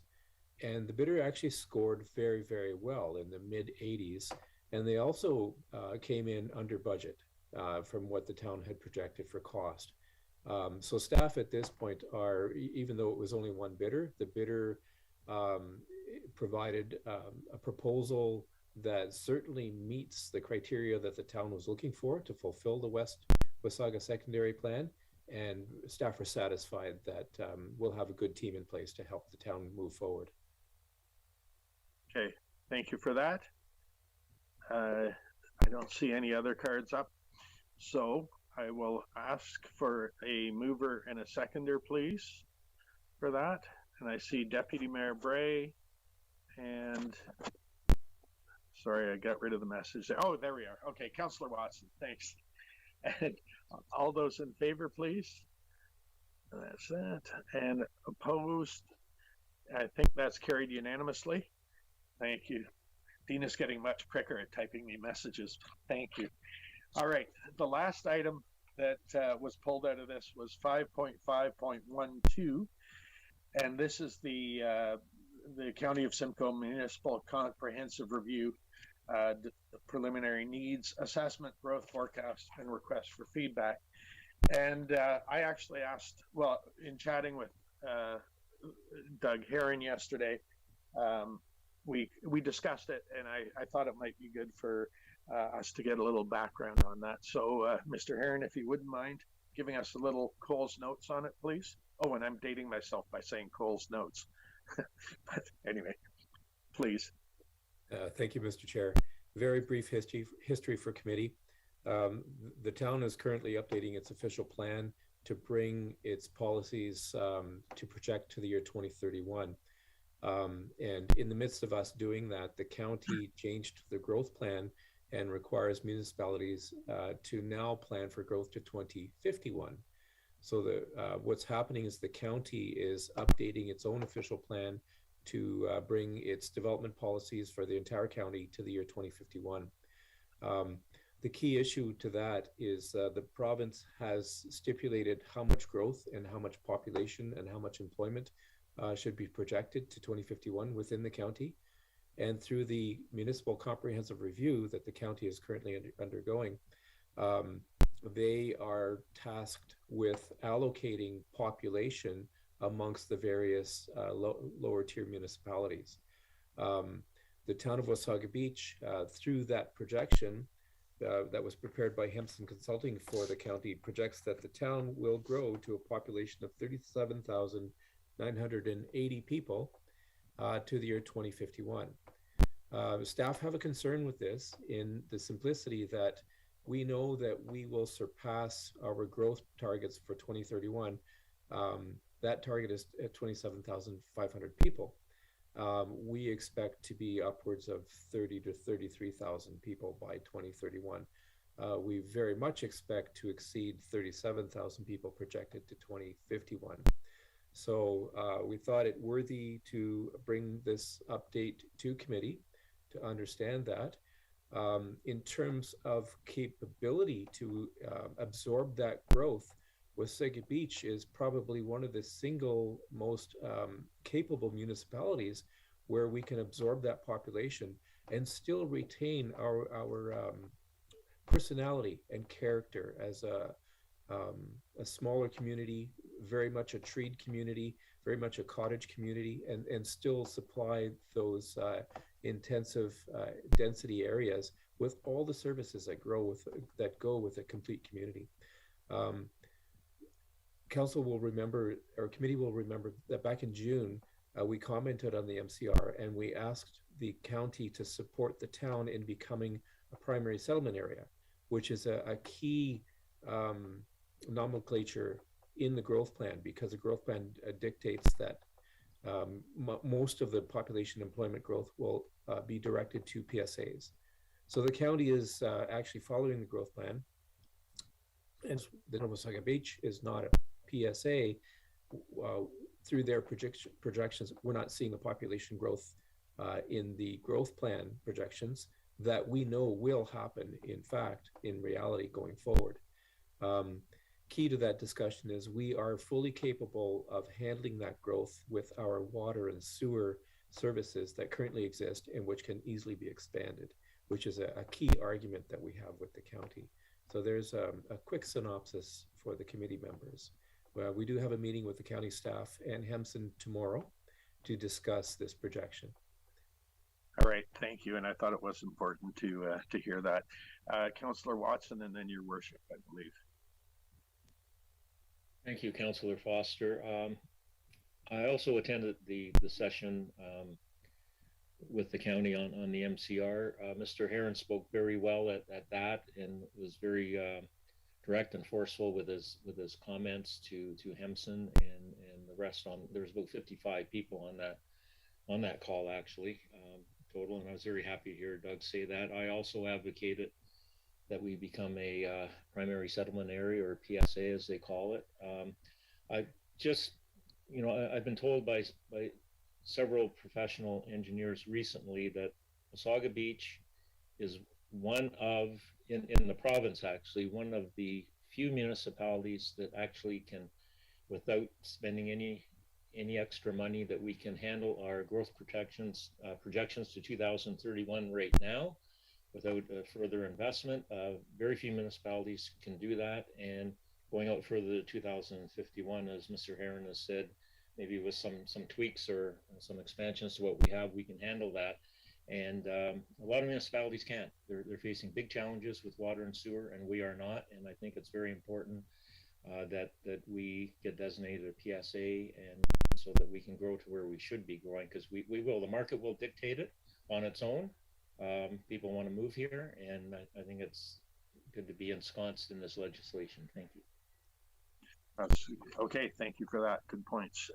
Your worship. Thank you, Mr. Chair. Just to reiterate some of the things that have already been said, I think Doug spoke to a lot of that. I'm thrilled to hear that you're meeting with Hempson and the county tomorrow. I think we do need to be loud about this. We are hearing stories about them looking to put growth in areas who just can't handle it, and Wasaga Beach is being overlooked. We can surpass our neighbors in no time based on the services and things that we have here, and for us to be overlooked, I think, is an injustice. So I'm glad to hear that you're out there speaking up for it, Doug. Thank you. All right. Well, thank you very much for that. I will then go to if there's no one else, I will go to the resolution. And it says that the memorandum from Hemson Consulting Limited, entitled Municipal Comprehensive Review, Public Information Session, Growth Management and Land Needs Assessment, dated October 1st, 2021, be received or be referred to staff for review and comment. And we already had a little bit of comment from staff, but we'll get something way more official. So I'll ask for a mover and seconder, please. And I see Councillor Kinney and your worship. And all those in favor, please. And that's me and me. That carries unanimously. Thank you very much. That brings us to the end of our section here. General government section is next. I'll leave it to that chair to see if they want to dive right in, or we're going to take a moment. I'll pass it over. Thank you. Thank you, Councillor Foster. Is there a need for a break? Seeing none, I will move into general government. So today there was scheduled a deputation, which I have since been advised will be moved to the Committee of the Whole meeting on October the 21st, and that's the Nottawasaga Valley Conservation Area. So they're not here today, but they will be here the 21st at 9 o'clock to present to us. Moving through, there's nothing under unfinished business. There are no other agency reports. And then we have a consent agenda. At this point, I have the following items that were pulled: 6.5.4, 6.5.5, 6.5.6, and I think that is it. If there is nothing else, I will look for a mover and a seconder for the consent agenda. Councillor Kinney, Councillor Foster. Resolved that the General Government Services section of Coordinated Committee hereby receives the October 14th, 2021 consent agenda, items 6.4 through to 6.6, and that the recommendations contained therein be adopted, excluding agenda items pulled from the motion, which will be voted on separately. All in favor? Opposed, if any? And that carries 7-0. Thank you. So then the first item that was pulled is item 6.5.4, a report from the Director of Legislative Services in the Clerk's Department, Truth and Reconciliation, Education and Awareness. Councillor Foster, if you would like to speak. Thank you, Madam Chair. And I just wanted to pull this. I think this is something that I kind of started, and I didn't start it. It's been started by hundreds of people around, thousands of people. But I suggested that we go this way for our municipality, and I know other municipalities have been doing land recognitions and things like that, and I get that, but I really do believe that we have to have the background, a basic understanding. It's one thing to say the words; it's another to know the history and you know, kind of, it's the first step of tolerance and understanding. So I appreciate the work that staff has put into this, bringing this forward. And so when you ask for a mover, I'm happy to move this motion to get it going, because I think it's an important thing for our council. Thank you. Thank you. And Councillor Belanger, I have your name too. Yes, thank you, Chair Bray. I had actually, prior to seeing this motion, had a conversation with Mr. Foster, and I agree, some background training, but I wanted to suggest that a little bit of in-person or Zoom training, as opposed to self-directed kind of training, would be very positive, not just for council, but for any of the public that might want to attend that session. That might only be an hour or of something of an overview, so we know that all of council received the same information at the same time. The public could benefit from it, and then the rest of it could certainly be an online type of training. But I was going to suggest the option that we did get at least a overview, maybe a 1-hour session of in-person training together. Thank you. Thank you, Councillor Belanger. Mayor Byfolchi? Thank you, Madam Chair. I would just say I support option number 2. I think that after or a couple of months ago, we did receive a lot of online opportunities and things like that that were free, and all of those things. And I think, you know, those can still be shared with the public. I think people can learn on their own time. And, you know, there's no reason that we can't share all of that with the public while we do option 2. So I would be supportive of option 2. Thank you. And just maybe as conversation, we could speak with communications about the sharing of the resources that are out there, because it is, you know, a few weeks after the Truth and Reconciliation Day. And I think to keep it top of mind and remind people, there are some really incredible resources out there to learn more. So if I see, now you, okay. I had Councillor Foster to move the motion. Is there a seconder? Councillor Kinney. Resolved that the General Government Service Section of Coordinated Committee recommend to Council that it implement option 2, elective self-directed online learning resource program for members of Council and staff on Indigenous history in the South Georgian Bay area and the history of residential school systems in Canada. And that a preliminary budget for this project be set at $4,000 to research, design, and implement this comprehensive learning resource to be funded from the Corporate Initiatives budget. All in favor? Opposed, if any? Seeing none, that motion carries unanimously. Thank you. And the next item pulled is 6.5.5 with regards to the Wasaga Beach archives. And this was pulled by Councillor Wells. Thank you, Madam Deputy Mayor.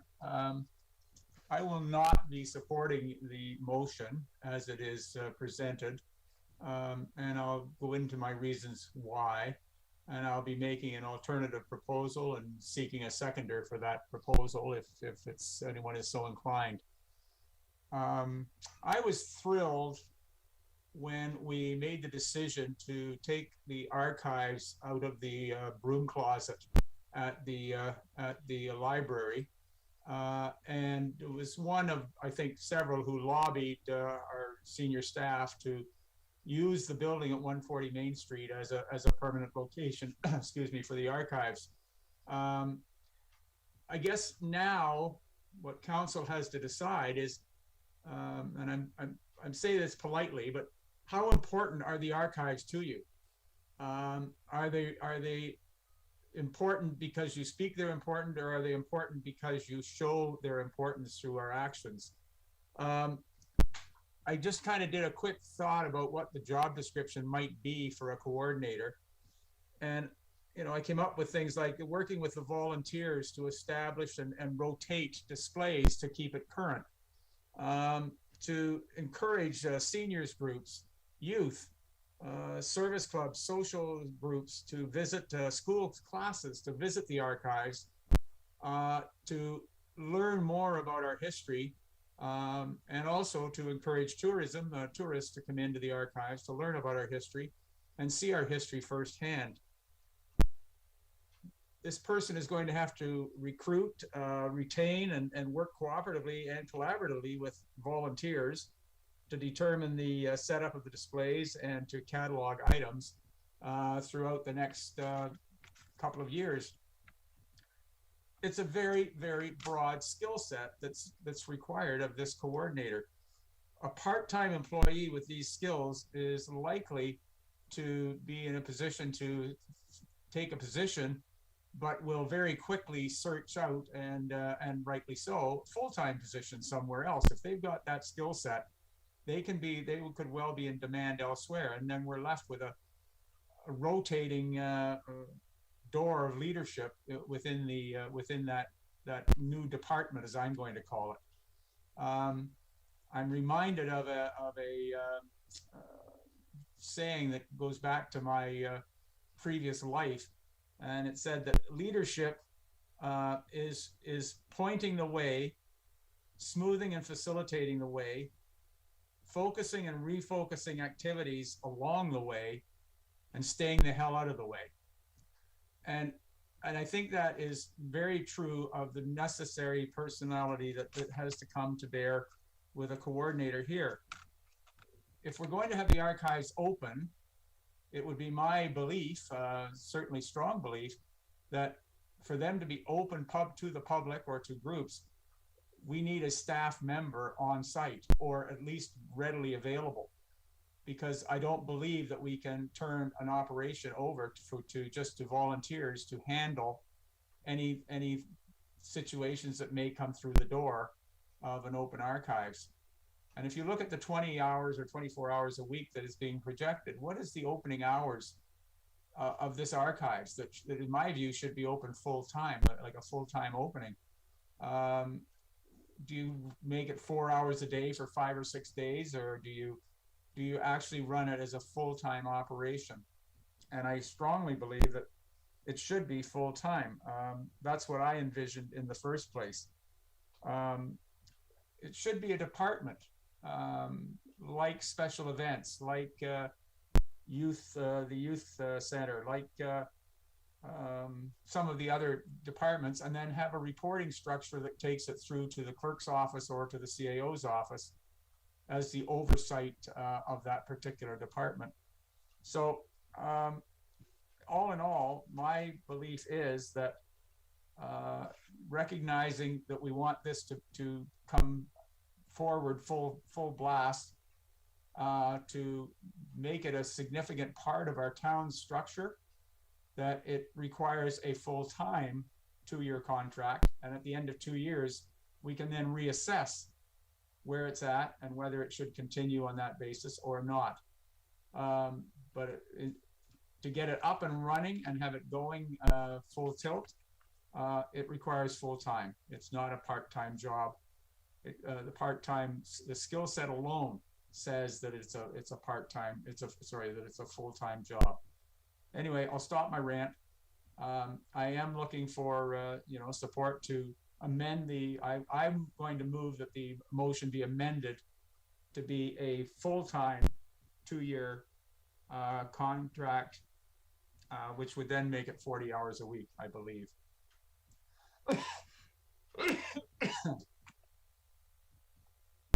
Thank you, Councillor Wells.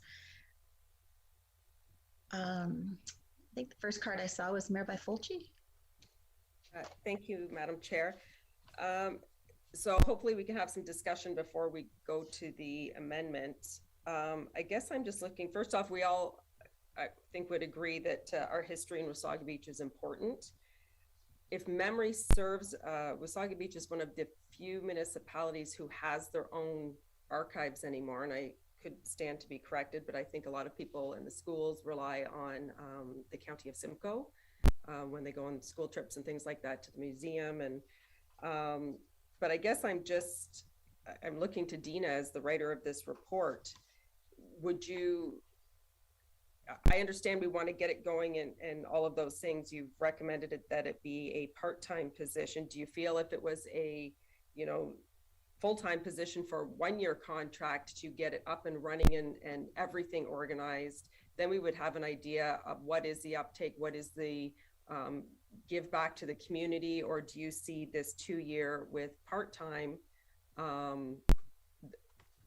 more beneficial?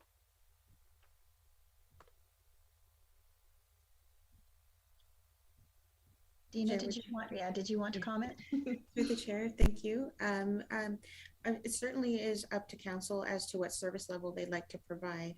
I think a 24-hour part-time employee wouldn't have the archives open for a full-time or 3 or 4 days a week. I think you want to see, it just depends on what council wants to see as far as how much they want the archives to be open. Certainly a 1-year full-time contract is another option to consider. It really dovetails on what council would like to see as far as opening hours and the scope and the vision of that particular building and the artifacts within it. Follow up, Mayor Fulci. Yeah, just to say, I think the volunteers, I think they've done a fantastic job of getting things set up there. But we're looking at having someone supported within your department, Dina, to do this. So personally, I don't think having it open every day of the week or at this time, I don't know that it would get the uptake. So that's why I'm suggesting, would it make more sense to spend some time to get it to that point where, it takes time to reach out to schools and get them involved in coming and all of those things. So that's why I'm suggesting whether it's, I can support the recommendation as it is, but if we're looking at the potential of the archives and how quickly we can get it up and running and reach out in those other avenues, would it make more sense to try it on a 1-year contract as opposed to the 2 part-time? Certainly, I think that is an option Did that you we want? can consider. Yeah. Okay. Councillor Belanger?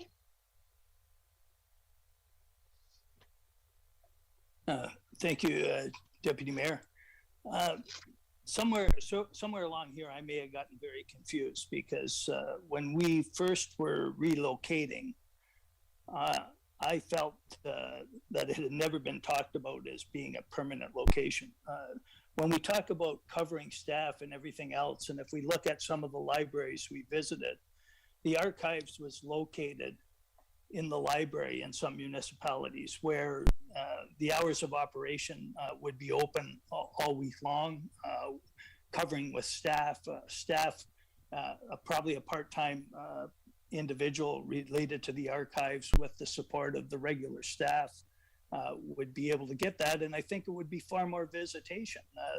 The library is going to see substantially more visitation than the archives. So I think our residency and visitors would be more exposed to some of the artifacts and those kind of things. So I do not recollect where we ever talked about this as a permanent location. In fact, if we look at the policy related to the downtown master plan, although we have flexible verbiage in there, a single-story building is not the ideal building to be located on Main Street. So I'm going to support the part-time position for now, but I would like us to look at having the archives within our new library. Thank you. Thank you, Councillor Foster. I think I saw your card. Well, you saw my hand. I don't have a card, but anyway, I just I kind of like the idea of perhaps going to a full-time. You have to remember the history of the archives. So it was been staffed by volunteers who do an amazing job, but the hours were very limited, and certainly since COVID they didn't exist. But so we're going from almost nothing to something, but we have the potential to make it something good. So I do think that if we had a contract for a year and a full-time contract for a year, it allows the option to make it something or not. Like there's a window that the person who comes in with that skill set that Councillor Wells was talking about can reach out, do the get the schools and get everyone on board, and they have basically a year with volunteers to help because they have to coordinate those to make this something that is a valuable asset for the town. So I tend to think that perhaps a 1-year full-time may be a good option, and we can reassess, because we're going from nothing to something, and we could make it something good that will have ongoing value and grow in importance. My other recollection on this is when we were talking about the library, the new library building, archives was in the original discussion on that, and then when the footprint was shrunk and the archives got this alternate building, I think that the space in the new library will be completely used by the library. So to find space for an archives in there and make it a decent archives, I don't think we can do at this point. And my final point too, and again to Councillor Belanger's recollection, when we did tours of several of the libraries that had archives, they were separate rooms or area. Well, they were rooms. They were all, and I believe they were locked like they didn't follow library hours. They had specific hours. So that's my recollection. May not be right, but that's what I got. Thank you. Thank you, Councillor Foster. Councillor Kinney. Thank you, Madam Chair. And I do believe I saw Councillor Wells' speak card up earlier, but I'll let him redo it up. I could definitely support full-time because I think the archives is very, very important to our community. History is important because that's what you build your future on. As far as a permanent building there, it could be, it could not be. But I think the imperative is that we get the archives rejuvenated. And as Councillor Foster said, an asset to our community and somewhere that, hey, kids, let's go to the archives. Get that installed and running fantastically so we get that history put out. And then if a better building shows up, then we can move it and we move all the good things with it. So yeah, I could definitely go for a one-term full-time contract position to do that. Thank you. Thank you, Councillor Wells. Sorry, I didn't see you sooner.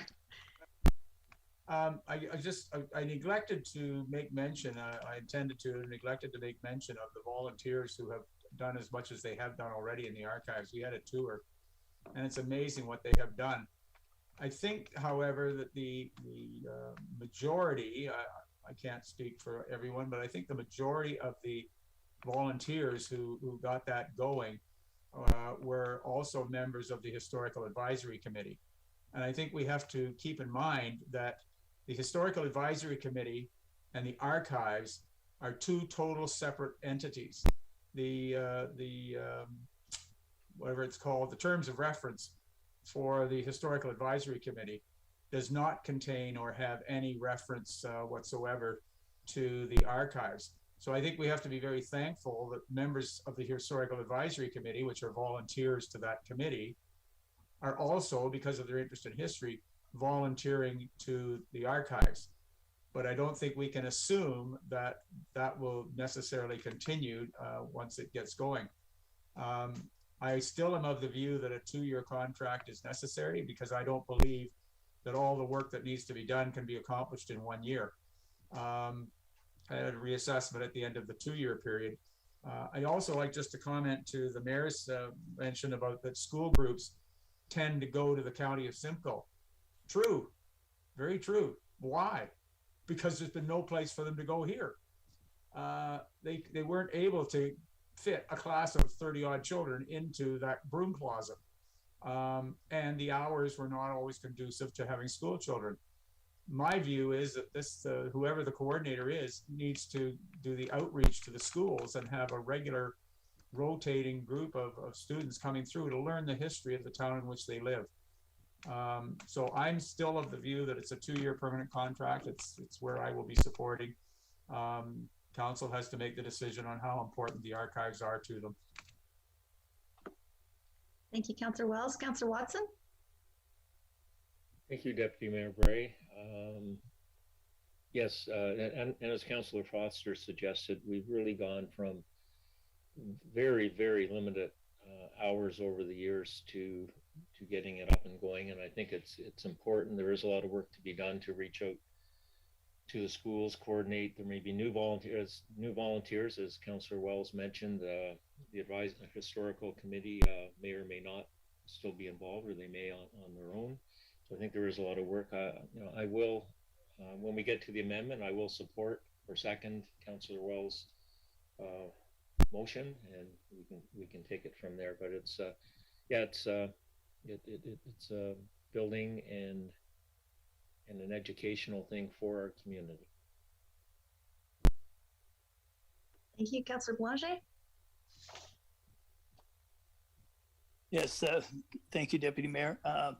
I'm going to support the part-time position, but I just want some clarification. If we go forward, make an amendment to a full-time, is it going to be similar to when we approve consideration for the new planning manager? Is this something that will then go to consideration in our 2022 budget? Because as you know, there's We haven't done all the staffing positions yet, and there's a considerable amount of money involved. So if we do move it forward, I'm going to recommend that it's for consideration in the 2022 budget. Thank you. Thank you, Councillor Blanger. The second part of the motion as it exists certainly does say that we forward it to Committee of the Whole for budget consideration. So when that amendment gets discussed, we would probably leave that part in. Mayor Bifulci, I think I saw you. Thank you. No, that's just what I was going to address, is that we make sure that that's still in there. Thank you. Are there any more comments? Or so I guess my thoughts on the matter that if history is important, absolutely. If we're going to set up our archives, we need to set it up to succeed. I do believe that we get a greater caliber of personnel when it's a full-time position, and there's that little bit of stability to that position. Over the years, we've seen a number of turnovers at the library because traditionally they've had 16-hour positions, 20-hour positions, and it's really hard in this day and age to not only recruit but to retain staff. And certainly that longer term commitment, whether it's 1 or 2 years, does help an organization find the right staff and keep the right staff. So in terms of the motion, can we make a friendly amendment? Because I haven't read it yet. Through you, Deputy Mayor Bray. I believe Councillor Wells has moved an amendment. If there's a seconder to that amendment, we'll deal with that motion first and then go back to the main motion. So Councillor Watson said he was willing to second it. So Councillor Wells, is it that you would create a 2-year 40, are we 37 and a half hours or 40 hours? 40 hour per week full-time contract archives coordinator position and just remove the cost altogether? It would be option C, if that makes it easier, Deputy Mayor Bray, in the report. Okay, because there was no discussion about the committee. Okay, so then the motion as amended would be that the General Government Service section of Coordinated Committee recommend to Council that it choose option C to facilitate volunteer coordination and building operations of the archives at its new location at Main Street. Further, that the proposal be forwarded to the Committee of the Whole as Budget Committee for consideration as part of the 2022 operating budget. Is that the motion that you would like us to vote on, Councillor Wells? My apologies, Deputy Mayor Bray. It's actually option E. Option C is sorry, I didn't see it has the second committee coordinator in there. My apologies. It is option E, just a correction. And if we could vote on that amendment prior to the whole motion. I have option A as a full-time contract, B as an archival committee, C as a full-time contract with an archival committee. So option A would include the archives coordinator also having a part-time role as a committee coordinator. And option E is just specifically an archives coordinator that would not do any committee coordinating. Okay, so I'm sorry, so which one are we putting in the motion? I believe Councillor Wells was looking for a full-time archives coordinator, option E. Am I correct, Councillor Wells? A new option? Go ahead, Councillor Wells. My motion was to replace the 2-year, 24-hour per week part-time contract archives coordinator position at a total cost of, and replace that with create a 2-year full-time part-time, I don't know how, full-time 2-year full-time contract archives coordinator, 2-year full-time archives coordinator. All I'm replacing is one small sentence in the middle of that motion. Again, remove a 2-year, 24-hour per week part-time contract archives coordinator and replace it with create a 2-year full-time 40-hour per week 40-hour per week contract archives position. Thank you. That was my first attempt, and then the ABCs got me all confused. Okay, so I will read the revised motion, the amended motion, the amendment. The General Government Services section of Coordinated Committee recommend to Council that it receive the staff recommendation to create a 40-hour per week full-time contract archives coordinator position to facilitate volunteer coordination and building operations of the archives at its new location at Main Street. Further, that the proposal be forwarded to the Committee of the Whole as Budget Committee for consideration as part of the 2022 operating budget. If this is okay, it would be moved by Councillor Wells and Councillor Watson.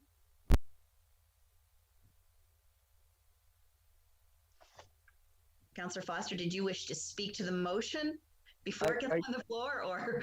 I do actually want to just speak to the motion so I get this right.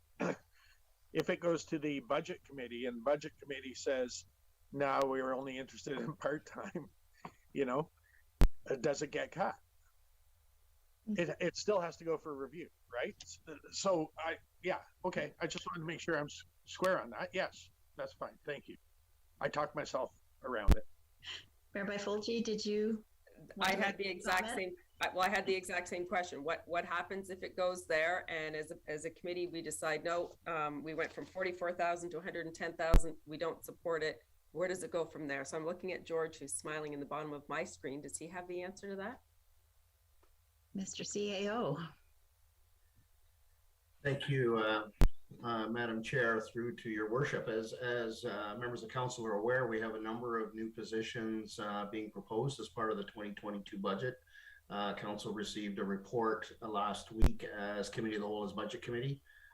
It is the intent to review all of those positions and make recommendations to Committee of the Whole as Budget Committees, which should be included in the proposed 2022 budget. At that time, Council can make further amendments as it sees fit. What staff will try to do is piece together a budget reflecting Council's priorities, including a thorough review of the new staffing proposals that Council's received. Thank you. Thank you. Councillor Wells, did you have a comment? No, I was only going to say that if we have a majority here, I would hope that that same majority will support it through the budget. But in answer to the mayor's, it's not guaranteed. It's still like any other item on the budget. It's going to be debated and a decision made to accept or change or alter whatever's on there. So this is a recommendation going to the budget committee, and then it has to be dealt with at the budget committee. I don't understand the confusion. Yeah, just my final comment on that. I think you addressed it in the beginning of your comments to say that if we have a majority here, then we could probably assume, but we might support it to go back there for further discussion. But my concern would be that we would lose it all once it gets there if there's another staff within the staffing. So I just want to make sure I will support it to go forward for further discussion at that level, recognizing that it may still change when it gets there. So I just wanted to make that clear. Okay, so I will call the vote on the amendment. All in favor? So that's 6 opposed, with Councillor Belanger in opposition. And then I would read the original motion as amended. That's Do I correct. need to read the entire motion with? That's correct. You would read the amended motion. Okay. That the General Government Services section of Coordinated Committee recommend to Council that it receive the staff recommendation to create a 40-hour per week full-time contract archives coordinator position to facilitate volunteer coordination and building operations of the archives at its new location at Main Street. Further, that the proposal be forwarded to the Committee of the Whole as Budget Committee for consideration as part of the 2022 operating budget. As amended. Councillor Wells? I don't believe that it included the 2-year factor in there. I think the 2-year got lost in the reading of that motion. I did hear Councillor Deputy Mayor Bray say 2-year, a 40-hour a week, 2-year contract. Okay, it's certainly written here, but I have lots of crossing out, so I certainly did mean to include it, and I think I did. Councillor Blanchet? Sorry, somewhere here I got confused. Thank you, Deputy Mayor. The first motion we just voted on, I thought that was the amended motion that I voted opposed to. I was in favor of the part-time position. I'm opposed to the 2-year full-time contract. I'd like that change. It sounded like we were reading the same motion twice, but. So the first vote was for the amendment. This one is to vote on the original motion as amended. So all in favor. Sorry, Councillor Foster? Muted, David. All in favor. So I was in favor. Oh, all in favor. Yeah. Opposed, if any. So once again, that carries 6-1 with Councillor Boulanger in opposition. Thank you. It was only marginally painful. The final item to be pulled from general government is the CAO's report regarding the update on gypsy moth infestation from County Council. And this was pulled by Councillor Boulanger. Thank you, Deputy Mayor. Yes, I certainly understand with the county, given the size of the forest and everything else and the expense that would be incurred, that their decision to not do any mitigation next year. But in the case of our community, there's, to my knowledge, the locations that were most severely impacted are reasonable in size. And I know the cost for air spraying is very reasonable for what I believe is the geographic area that needs to be sprayed in Wasaga Beach. And the challenge is that there is no guarantee that the gypsy moth population will decrease next year. That's a guess at best, because certainly as I look at all of the egg sacs in the area, they're significant. And the problem with residents is many trees, if they're hit a second year in a row, it could kill the tree. And even with proper spraying, a resident can't reach the tops of the trees. And consequently the tree would die. I'll just give you an example of an individual that's in Halliburton with the 35-acre property. He had his sprayed with neighbors, but his portion was $300 for 2 sprays, 5 days apart. And I just believe this should be referred back to staff to investigate what the cost would be, because I think it's very reasonable. And we talk a lot about the canopy tree conservation. And I will tell you, this infestation has already killed a lot of trees. And if it happens again next year, it will kill many more. So thank you. Thank you, Councillor Boulanger. Mayor Byfolchi? Thank you. I just wanted to say, you and I sit on county council, and county councilors had asked, we have professional foresters at the county, and we asked that they bring something forward rather than each individual municipality doing it, so that we had some sort of guidance as to where we could go with this. I guess I would be concerned that, if the town was just decide to spray everything, we might have some property owners say, excuse me, I don't want it on my property. I don't agree with that. So I think we could run into some issues there. But again, I'm looking at the advice of professional forester who knows a lot more than me. I think that we could certainly give information to our residents as to different strategies that they can do and things like that. And I mean, I didn't like the moths just as much as everybody else. They were horrible to be around, but I think we have to take some of the advice that we're getting here. And again, I would be concerned that some people would turn around and say, don't spray my property. We've also got the provincial park.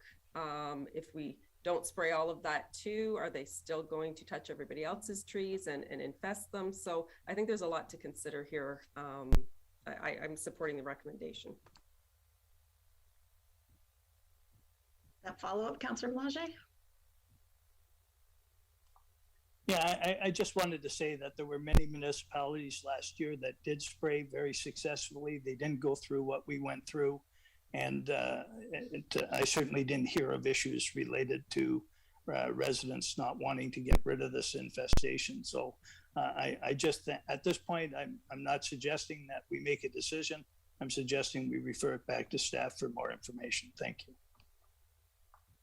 Thank you. And just having read the report, the full report that came from County Council, if you haven't read that at this level, I encourage you to, because I think there were numbers about the cost of spraying and certainly the hesitation of many communities to spraying. So I think the mayor pointed out some really valuable points that, you know, I mean, you look at vaccinations and there's some people do, some people don't.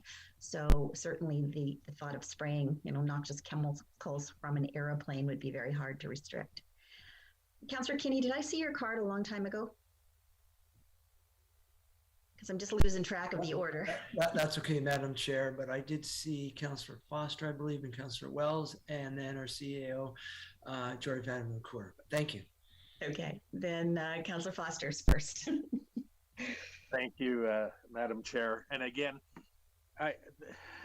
I'm quite supportive of this, and for a number of reasons. And first, the LDD or gypsy moth, they're not a disease vector, so they're not bringing disease and life-threatening. Whereas we do put the things in for the mosquito larvae because they carry West Nile virus. So there's an issue here.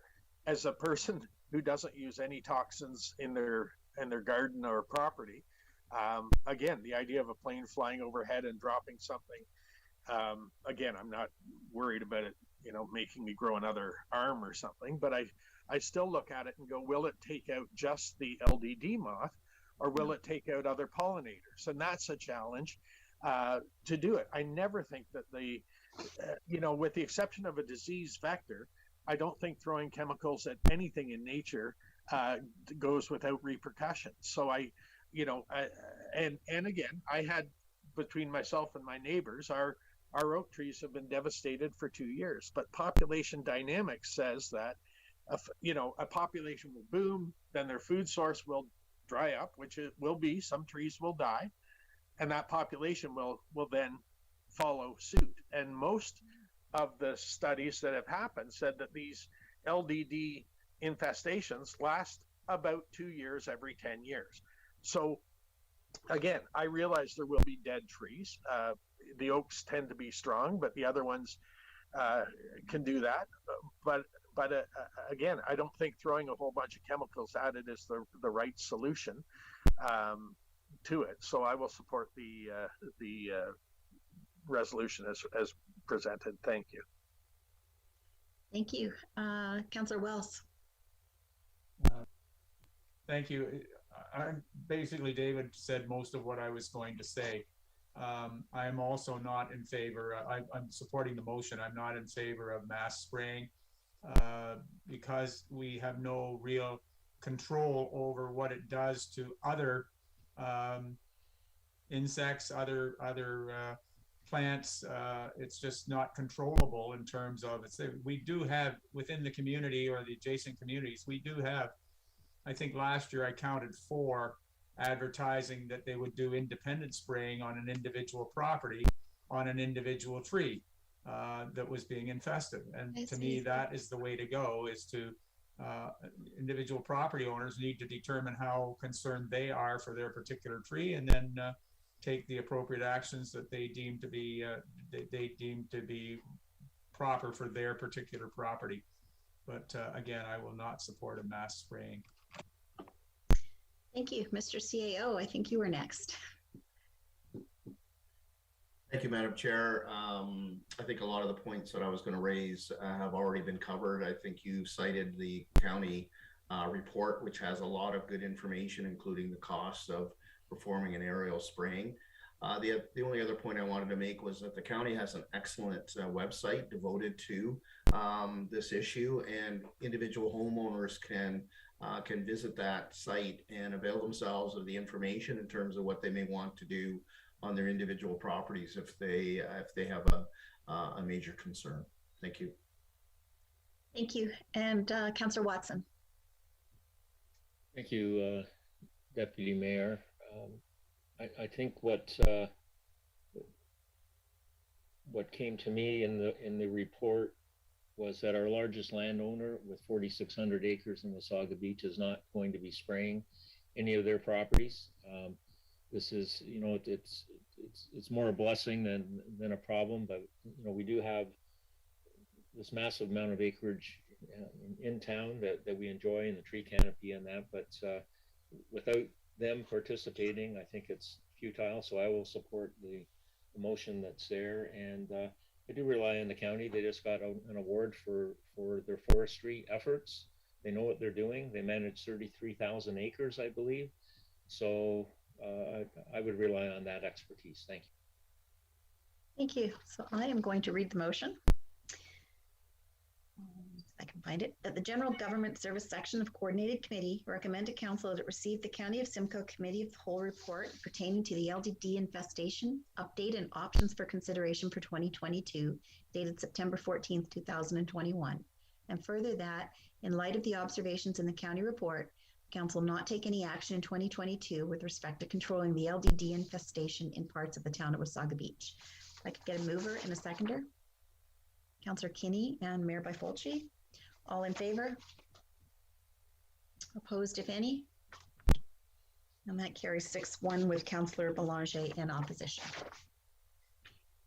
Which leads us to item 6.7, other matters, which is a COVID-19 update.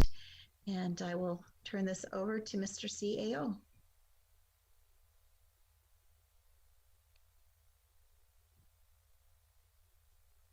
Thank you, Madam Chair. It's been a couple of weeks since I've been before members of council with respect to an update. Today I'm joined by our communications officer, Mike Jennings, and our deputy fire chief, Craig Williams. They will be providing updates from the province and the Simcoe Muskoka District Health Unit respectively, and then I will update council on activities from the command team. Thank you. Thank you, George. Through you, Madam Chair. There are 2 points that I wanted to share with members of committee today.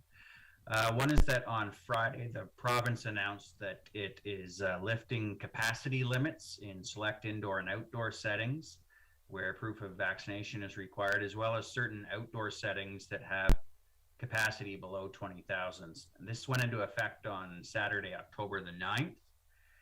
Capacity limits were lifted to allow 100% in the following settings: concert venues, theaters and cinemas, spectator areas of facilities for sports and recreational fitness, not including gyms and personal training, meeting and event spaces, horse racing tracks and other similar venues, commercial film and television productions with studio audiences. So some good news there. And we're getting reports the last day or so that I just wanted to touch on briefly, that the province may further loosen its COVID-19 restrictions, and that a plan or details, if you will, could be announced in the next few days.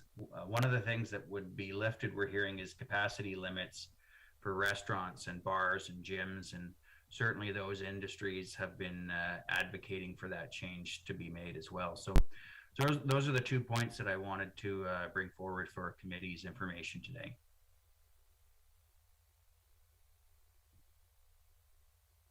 Great. Good afternoon, Chair Bray and members of council. Provincially, there have been 593,000 cases with 579,000 recoveries and 9,804 deaths. There are currently 124 COVID positive patients in Ontario ICUs, including 81 individuals on ventilators. The provincial testing positivity rate has been reduced to 1.7%, and provincially 87% of individuals over 12 years old have received 1 dose of vaccine, while 82% of our population over 12 is fully immunized. Within Simcoe Muskoka, our total number of reported cases is 13,709, including 13,294 recoveries and 262 deaths. There were 132 new cases reported to the health unit last week, which is 35% higher than the 98 cases reported during the week of September 26th. There are currently 3 individuals hospitalized in Simcoe County, and the 7-day moving average of new cases is 17.5 cases per day. The percent positivity rate for our region is now 1%, and there are 4 active outbreaks, including 3 education settings and 1 congregate living setting. 85% of individuals within the county above 12 have received a single dose of vaccine, and 80% are fully immunized. And finally, within Wasaga Beach, we now have had 309 cases, including 1 individual who is currently hospitalized, 1 individual who is isolating within the community, a total of 5 deaths and 302 recoveries. 3 of our cases were listed within the last 14 days, with the last one being on October the 7th. And finally, in Wasaga Beach, our vaccine rate over 12 years old is 87% for 1 dose of vaccine and 82% who are fully immunized. And that concludes my report. Thank you, Mike and Deputy. Madam Chair, members of council, as you heard earlier, the capacity limits have been lifted for spectators at the arena, subject to meeting physical distancing requirements.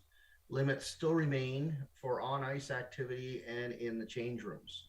Passive screening will continue at the arena. Additional security at the arena will continue until October 20th. And then bylaw staff will take over as required.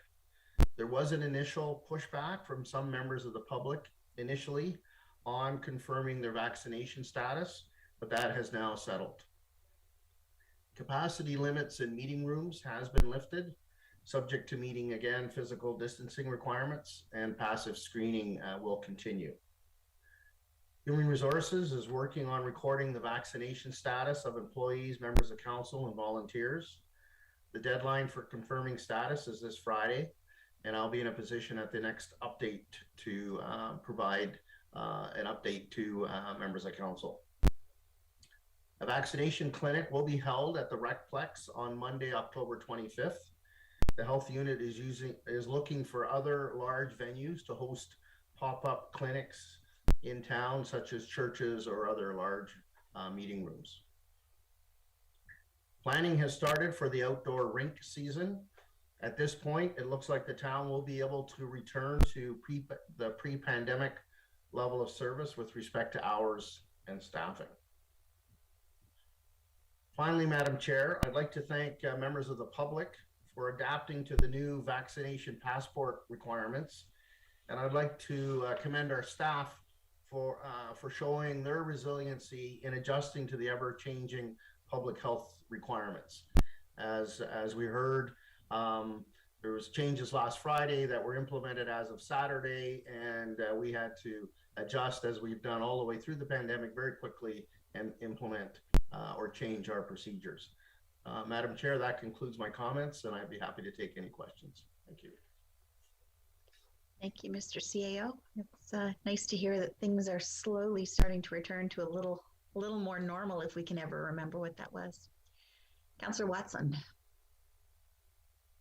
Thank you, Deputy Mayor. And yeah, I agree with the CAO's remarks about our staff and our team here, how we've been very nimble and flexible in reacting to the changing landscape on there. I have heard a lot from the restaurant industry, and not just here, but I think across the province, that they feel left out with the new capacity limits going. And I do see the mayor of Barrie, Jeff Lehman, has written the premier asking for support or relief from that to allow restaurants to increase their capacities. I don't know where that's going to go. I'm not sure where we stand on it, but that pushback is starting to come from the political arena in support of the restaurant industry. So thank you. Seeing Mayor Byfolchi. Thank you. I was just going to say, I think throughout the entire pandemic, we've tried to support our local businesses. And if there's something that council needs to do, be it a letter in support of that, then I think we should be doing that. Councillor Guinea? Yeah, further to Councillor Watson and her worship's comments, I would be well within favor of supporting, well, obviously our business and those that have been overlooked by the province if we as a council can do something, but that would be up to the whole council to decide that, and our staff to be doing what they always do, is good work. Thank you. Thank you, Mayor Fulci. I was just going to say, if there's general support today, then that's something that through the CAO's office, we can get a letter out there in support of our local restaurants. I don't think we normally do a motion. Just if I know there's general support, I can get a letter out under my signature today or tomorrow. So it's fair to assume there is support. I think the capacity limits also affect the restaurant, so it's not just. But sometimes to have limitations on top of the capacity limits really isn't fair. Okay, I'm going to read the motion that the General Government Services Section of Coordinated Committee received the October 14th, 2021 verbal COVID-19 update from the CAO for information. If I could have a mover. Councillor Belanger, and a seconder, Councillor Kinney. All in favor? And that motion passes. So the next portion of our meeting will be moving to in camera. I am going to call a 5-minute break before. Should I read the motion to go in camera so that we can just resume in camera?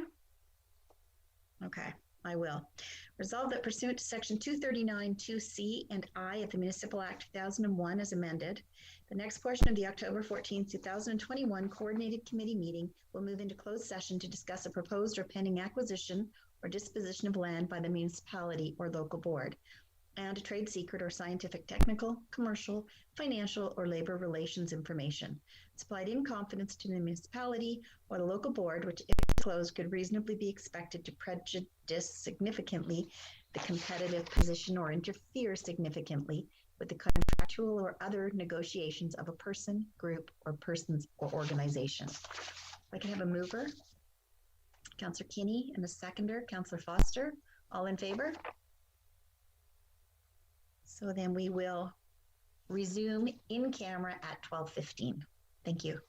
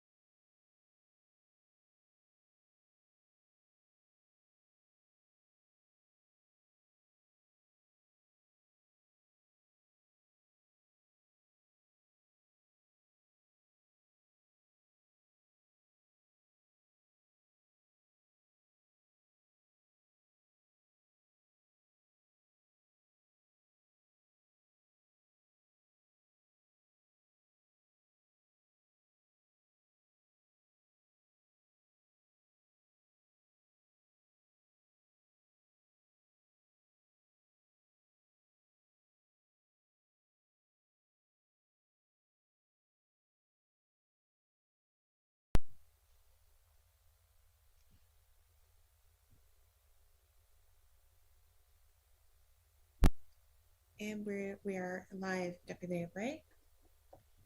Thank you. Welcome back to the General Government section of Coordinated Committee, where we are resuming from closed session, and we have 4 motions to read. Number 1 is that the General Government Services section of Coordinated Committee confirms the direction provided to the Director of Public Works in closed session pertaining to a property matter. If I could have a mover and a seconder, please. Councillor Belanger, Councillor Wells, all in favor? And that carries unanimously. 8.2, that the General Government Services section of Coordinated Committee confirms the direction provided to the Coordinator of Fundraising and Sponsorship in closed session pertaining to a financial agreement letter. A mover and a seconder, please. Councillor Kinney, Mayor Byfolchi, all in favor? And that carries unanimously. 8.3, the General Government Services section of Coordinated Committee confirms the direction provided to the Director of Legislative Services and Clerk in closed session pertaining to a property matter. Mover and a seconder, please. Councillor Kinney, Councillor Belanger, all in favor? And that motion carries unanimously. And the final motion on the next page, that the General Government Services section of Coordinated Committee received the external board meetings of July 29th, 2021, provided in closed session for information. A mover and a seconder, Mayor Byfolchi and Councillor Watson, all in favor. And that carries unanimously. And with that, this meeting is adjourned. Have a wonderful afternoon, everybody.